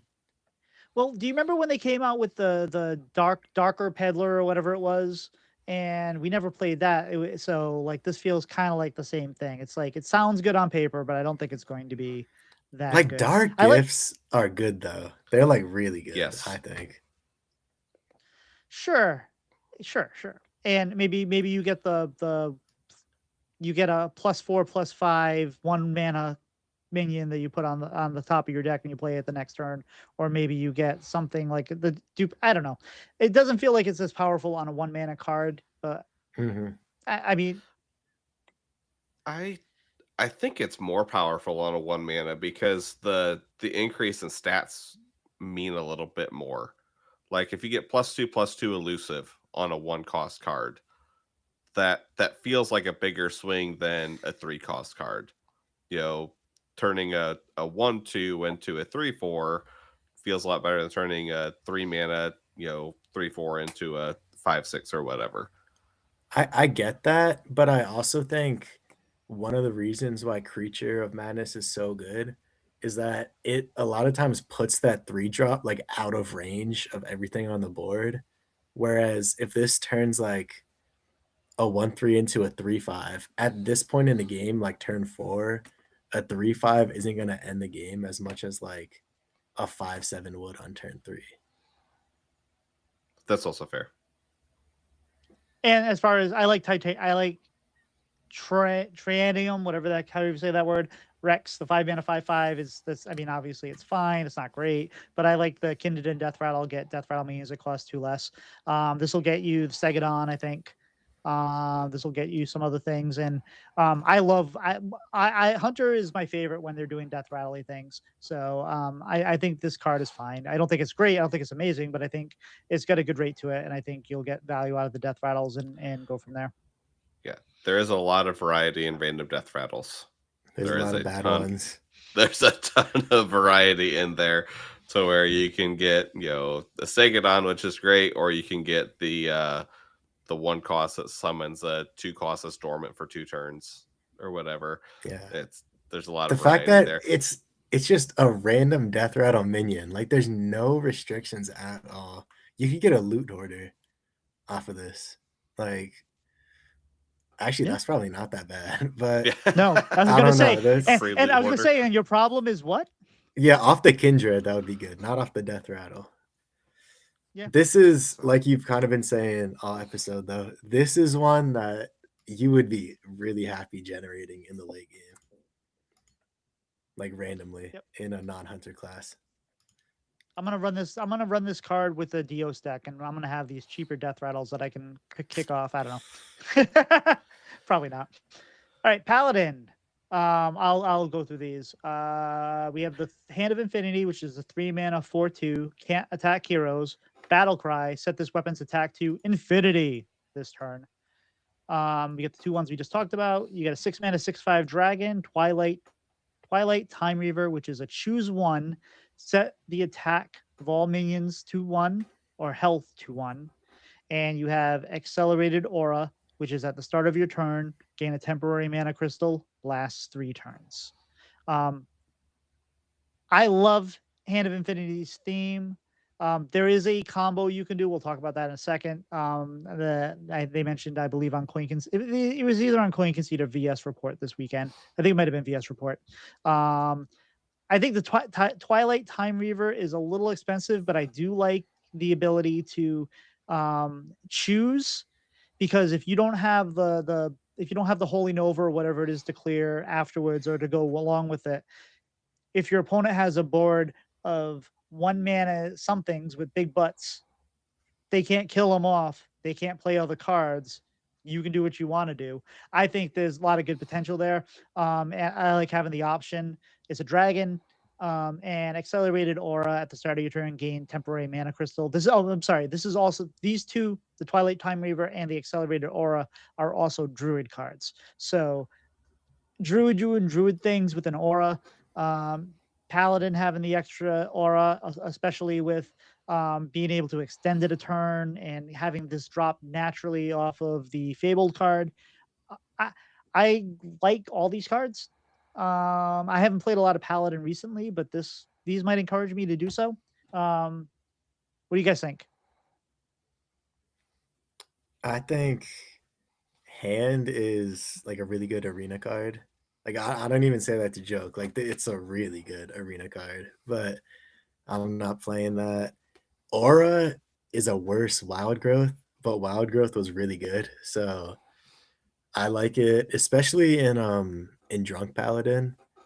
It's like a holy spell, which is nice. It ramps you into your swing turns. And then at first, I thought that the Time Reaver was bad because I wasn't paying attention to the Druid part. But Druid has a lot of ways to deal 1 damage. And if you're combining this with either like Swipe or the Chalice, like in Spell Druid, you could super easily clear the board. And it has 5 attacks, so it's nice with the Story of Barnabas. So I like the design of this set, even if they're not like the most broken cards. I'm a fan of them. By the way, I said Holy Nova. I meant Consecration. I think I said Holy Nova. Consecration. 2 different things. Pylet, you excited for these?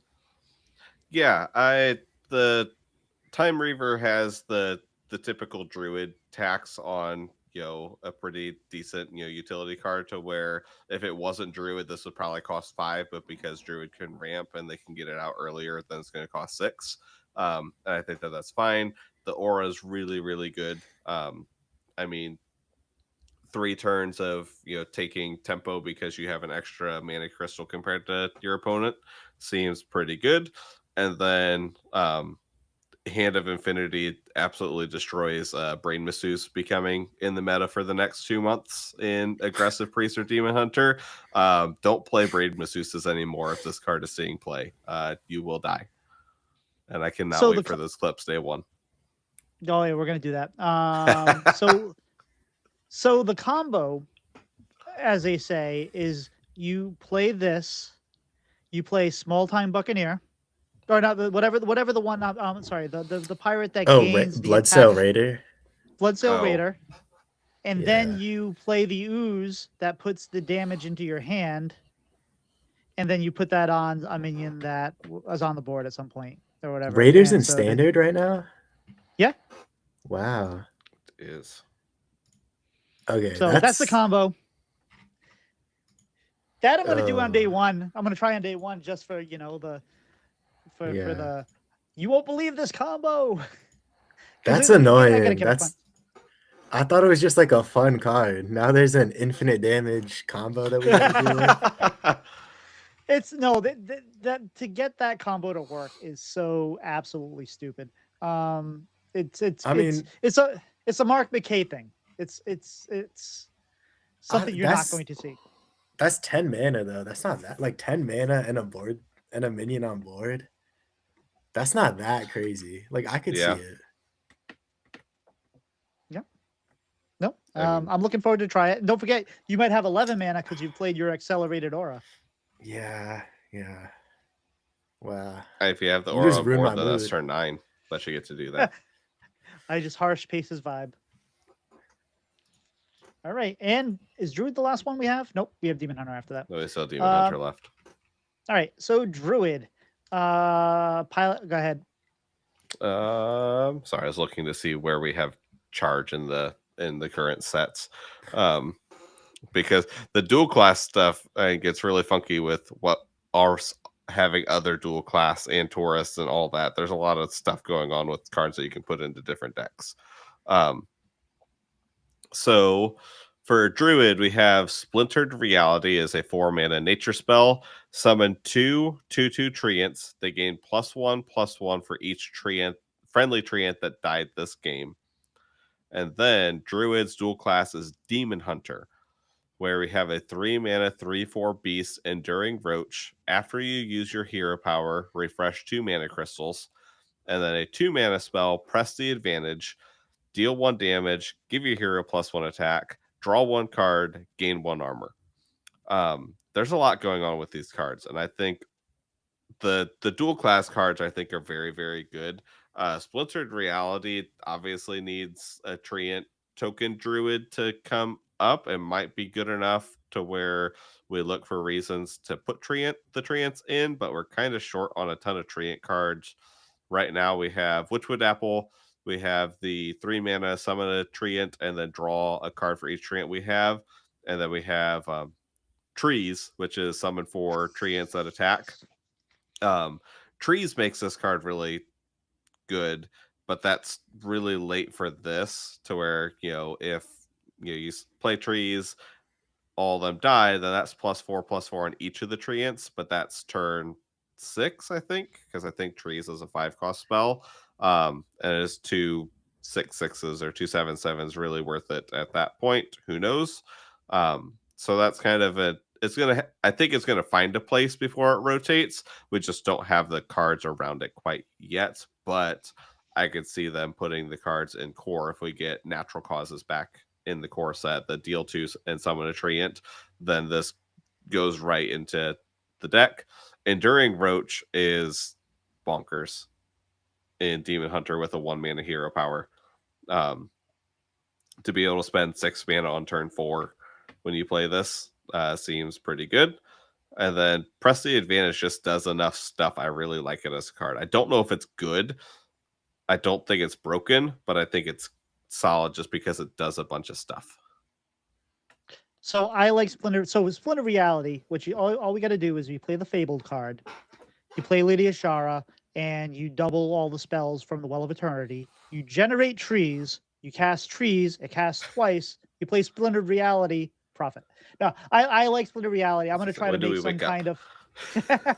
I like Splintered Reality. I'm gonna try to make a Treant Druid on day one. I'm not saying it's gonna be good. There's a couple neutral Treants too that we can possibly play. So there's not enough there. Maybe we get some Treants coming in the next expansion or two, but we're still gonna try to make it work. Enduring Roach, I think, besides being good in Demon Hunter, possibly has a home in like an Imbue Druid. I actually saw an Imbue Druid today, but maybe there's some power here to play this and play, get a little extra going on a couple turns when you're generating your whatever they call golems. And press your advantage. It's just like 1/5 of unstable. What was the 10 mana thing? 10 mana, do 5 damage, gain 5 armor. Ultimate Infestation. This is just 1/5 of Ultimate Infestation. They took that and divided by 5. We played Ultimate Infestation. We're gonna play this card. This card just feels like super solid. It gives you a little bit of everything. And it's like it's nothing you don't want. So maybe you don't use it all each time. Maybe you're not attacking. Maybe there's a taunt away. Maybe you're. But I especially I think in both classes this is great. I think all these cards are fairly solid for Druid and Demon Hunter. And I think Splinter Reality might not have a home yet, but I think that's a solid card to enable the Treant archetype again. Yeah, I mean, Press the Advantage is like confidently better than Chaos Strike because you get to split the damage and you get an armor, so it's like objectively better. I don't like that they made Enduring Roach because that's like the type of card that down the line is gonna enable some crazy stuff. I'm looking right now, there's not much that you can do with it, but I don't know. Like, that's not the type of play pattern that they usually try to encourage. So I'm kind of surprised that they made something like that. Like if you can repeat hero powers in a turn, or like in Wild with the 6 mana Kurtrus hero that can refresh. Yeah. Like this limits design space for all of next year so hard. And it's dual class too. They haven't really been doing much with like refreshing your hero power though for quite a while. I agree, but a similar thing kind of just happened this time last year when they came out with Artanis, and that ended up being broken with Sing Along Buddy. Like I think they don't pay enough attention to hero power stuff, and they kind of let mistakes slip through. So I could see something like that happening. But this one's easy nerfed. All you have to do is add after you use your next hero power refresh 2 mana crystals, so it gets done once. I mean, but then it's unplayable, you know. Like then we wasted a slot. Yeah. Yeah, I don't think this turns into a Dark Glare. I agree. Yeah. I think it's fine. I think it'll be fun. I don't think it'll. And I think. Yeah, I don't see anything too crazy with it, especially like Pylet said, we don't have a whole lot of renewing your hero powers. I mean, we have ways to make your hero power 0. We have ways to double your hero power, but doubling your hero power still only refreshes 2 crystals. So I think we're fine, at least for now. But I hear what you're saying about the limiting the space right now, because now maybe don't do a refreshing kind of thing, and I don't know. And then we have Demon Hunter. So this is our last class, and we've already talked about. Just remember Bygone Echoes. We already talked about that. And Remembrance of Rage. We already talked about that. And in Roach, we have that. So we have 2 other cards. Oh, we Press the Advantage. We've already talked about that. So we only have 1 more card left to talk about. Pace, why don't you tell us what this card's about? So we got Chronicar, 5 mana, 3/5 dragon, Battlecry. It gives your hero +3 attack for this turn, next turn, and the turn after. So 9 attack total. You're just constantly doing damage to the opponent. I like it. Perfect Demon Hunter card. And it's their legendary. Yes, legendary. I like it too. I don't know if it's going to be as good as it feels like it is. I think that it does make it so that way if you don't happen to draw a weapon, you can still play your cliff diving on 8, and you'll have some. You already have the ability to swing if you draw your green rags. But I think it's a solid card. I don't know, because you want to attack with Demon Hunter. Like maybe this enables a more aggressive archetype. Maybe this is a top end of an aggro deck. It Yeah. synergizes well with, you know, it synergizes with your Slither Spears, your both of them, both styles, your ones that's, you know, take advantage of weapon damage. I don't know. Maybe you run small time bucket, or not small time. The other pal. We already talked about it, the pirate. That gains you play a weapon. It would gain all the damage you have, right? So would it not gain the damage? It the would attack of the just weapon. yeah. Ah, Yeah. I think so. A 3/3 weapon is worth 3 mana, I would say. And this is basically equipping a 3/3 weapon with the upside that you can already have a weapon on top of it. So I just think it's like one of those solid DH legendaries. Like you play Kane and Mukla right now in aggro DH. I think you just throw this into. all right. Pilot, any final thoughts on Chronocar, and we'll wrap the show up. Yeah, I really like this card. It's super solid for an aggro DH, super solid for, you know, any sort of slower DH that cares about attacking in the mid game. It's one of the slots that you can fill when you take out the Brain Masseuses, so you're not taking infinite damage from Paladins. So it does that, you know, joking aside, it sets up really well as we lose those cards from last year from Perils that have become core aggro Demon Hunter cards. We've got this that's helping kind of fall into that spot. All right. Yeah. And just to wrap up, if you have deck ideas, send them my way, Tito, before Tuesday, because maybe I can try them out. So, Pace, it's been a while since you've been on the show. Question of the week for you is, do you have any New Year's resolutions, either Hearthstone related or non-Hearthstone related, that you'd like to share with the class? Yeah. So I'm going to go one each. I think for my Hearthstone New Year's resolution, at first, I was going to say I wanted to get rank 1 legend. And then I kind of calmed down a bit. I want to get top 10 legend this year because it's something I've done like several times in the past. Didn't do it at all last year. And I want to get back to the level of Hearthstone that I know I can play at. Then for non-Hearthstone, I got to get my driver's license. That's my resolution this year. Fair. All right. Well, if you'd like to support the show, and I'm actually looking at the wrong thing. Okay. If you'd like to support the show, you can do so by joining our Patreon over at patreon.com/breadandbutterhs. You get access to the audio early. You get access to members channel on Discord. You can help shape future questions. You can ask questions of our guests. Also, we have giveaways when we get codes. We tend to give away codes to our patrons. So yes, the odds are there really good. So if you like that, do that. If you'd like to help us out in a non-financial way, just let people know about the show. We have amazing guests on like Pace, who's going to be a top 10 Hearthstone player before the end of the year. And if leave us a review, it really helps out the show, helps people find it, helps these podcatchers promote it. And you can look for us at Bread and Butter HS on YouTube. We post the VODs of the show and we place, shorts and stuff like that have some of the more entertaining moments. Pace, where can people find you on social media? You guys can find me at Pacey Guy on Twitter, and that's with 2 C's, and Pacey_boy BOI on Twitch, where I stream semi-regularly. Fair enough. How about yourself, Pylet? Where can people find you? You can find me Pylet712. That's PYLET on Twitter and Blue Sky.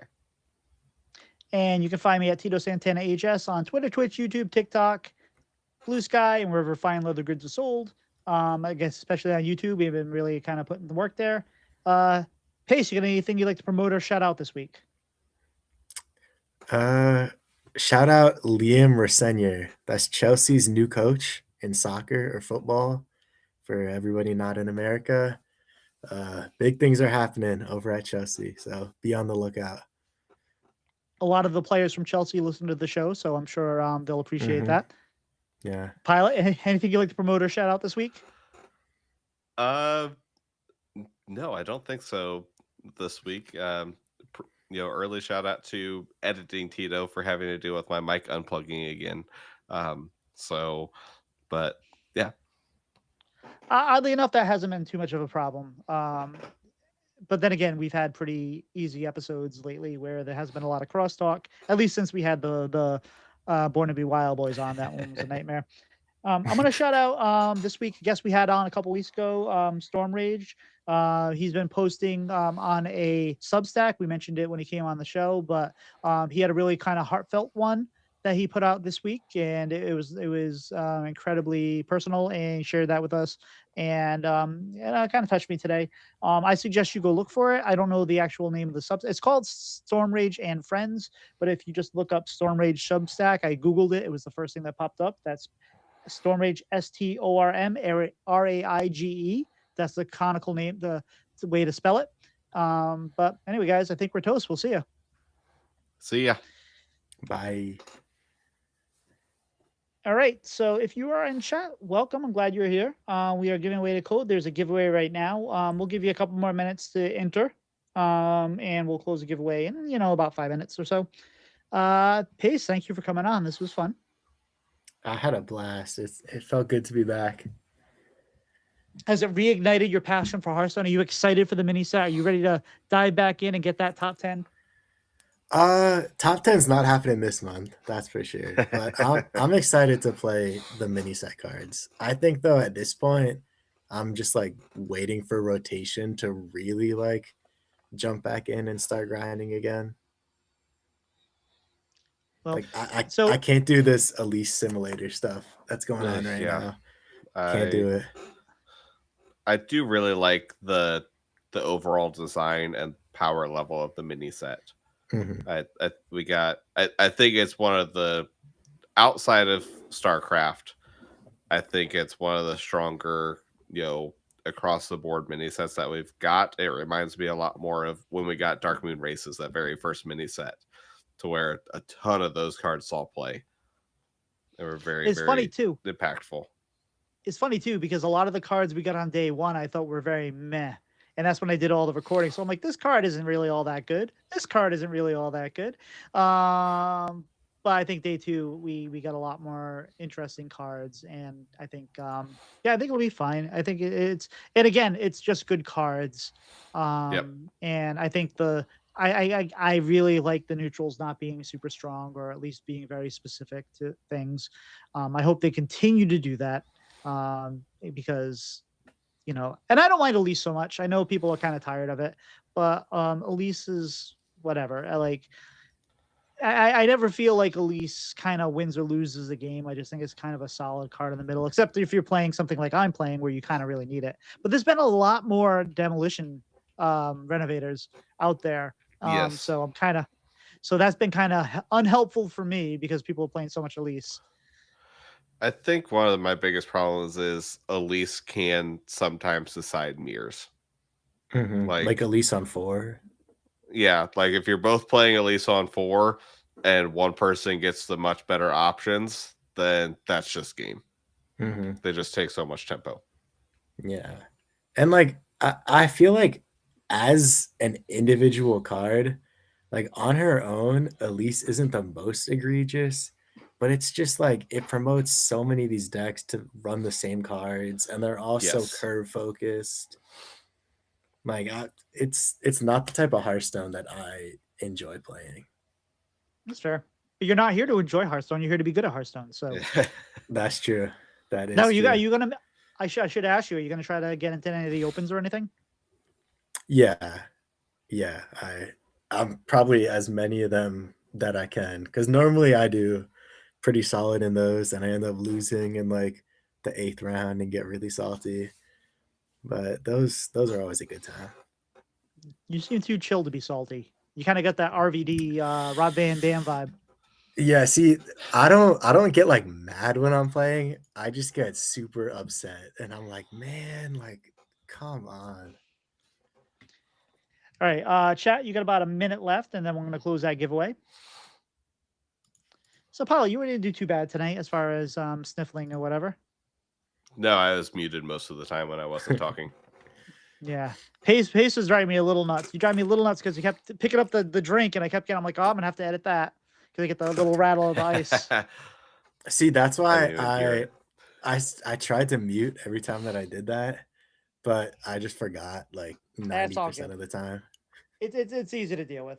It's especially because I get one. It's nice that I don't get your track because a lot of people like we would have guests on that would screw it up, and then I'd have to go with the backup track, and like this is just Yeah. easier. And I get individual tracks, so it's easy enough to just kind of cut and paste and delete silence and whatnot. I'm assuming with this also, like when I had to leave and rejoin to get my mic to pick up correctly, like it probably drops the second track already in place with where we're at, doesn't it? It's close enough. I can figure it Close. out. It's not like when I have to figure out people from the beginning, which is and get everything up from the beginning because people start in at different times and whatnot. Yeah. So, all right, let's go ahead. You guys got about 10 seconds left, and we're gonna close this giveaway. It looks like only 1, 2, 3, 4, 5, 6, 7, 8, 9 tickets purchased. So you guys have good odds. It's like just what is that, like 12% odds, something like that. So all right, closing the giveaway. And we're going to draw a winner. And it looks like Dayless Dawn, which is kind of morbid. Just kidding. Looks like you're a winner. Let me know you're here. You got to be here to win. I'm assuming you are because we've only been running the giveaway for about 10 seconds. But, yep. Thank you, Pylet.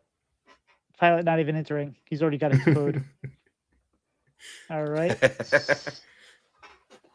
So let me...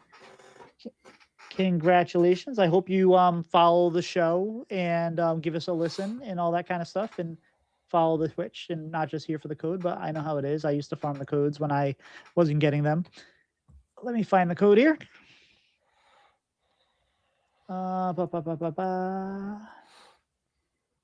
Show notes are still on stream. Yep.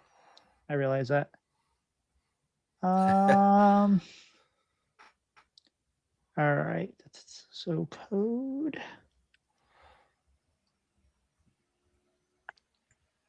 Is that the right code? That is. All right, there you go, Dayless Dawn in the chat.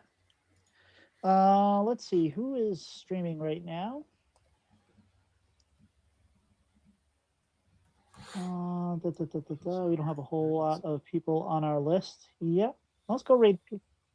Oh, that's loud. Let's go ahead and read Pizza HS, former guest, who is, where is it? Here we go. Thank you, everybody, for being here.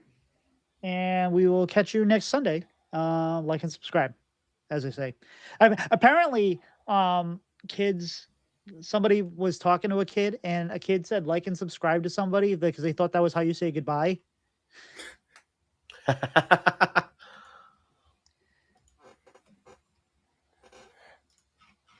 right. Well, Pilot Pace, that was fun. Yeah. Yes.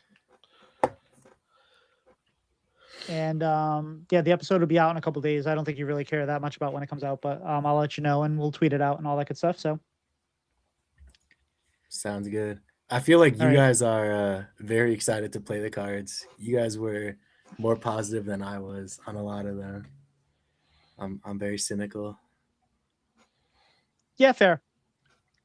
I mean, that's after this past year, I think that's a fair feeling to have for most new cards. Yeah, that last mini set was rough. Like, I was looking at those cards today. Man, this one's so much better. Well, it's twofold. One, if we're like we're not like we're not the negative ragey kind of people, so we try to be, honest but also positive, because we want people to want to play the game, because if they don't, then they don't listen to the podcast. And we True. want, we want people to be excited about it, and there's no point in being all Debbie Downer when we don't know. So we can, if you're going to err on the side of things, err on the side of positive. Although with all the shorts I made, I was kind of like, this card is garbage, but that's a whole different thing. That was me trying things out. Yeah, no, I think it's exciting. I'm looking forward to playing new things. I think there's enough different things here where we can at least try some new things and see how they work. Yes. And it doesn't feel like, you know, when we get the announcement of the quests, and like pretty much 3 days after the quest, we were pretty much playing the same things except for, you know, quest. We weren't even playing quest warlock then. They had to buff it. We were just playing quest paladin, and that was it. Yeah. I mean, it's like we got a dual class quest. Like that's so cool. That's so awesome. Like I'm so excited for that. Yeah, I'm gonna try to make all that stuff work. So you get the good decks. You cooking up anything? Send it my way. I got it. I've definitely cooked some ideas, but I wouldn't call any of them good decks at this point. We'll see. I gave myself notes as I was driving tonight because I live in New Hampshire right now, but I have to drive down to Rhode Island, and I stay in Massachusetts for the week. I have a makeup palette and OTK deck. That means the paladin one. I wanted to do wanted to make that image with Ticketus, and it says do Wolverine meme with thickness. Push to talk doesn't always go so well. Yeah.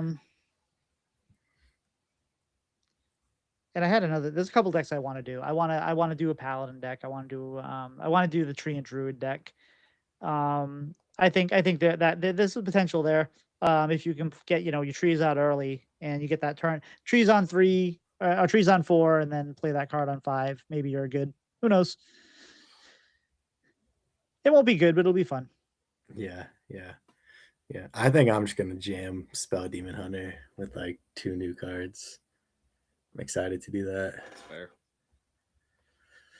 All right.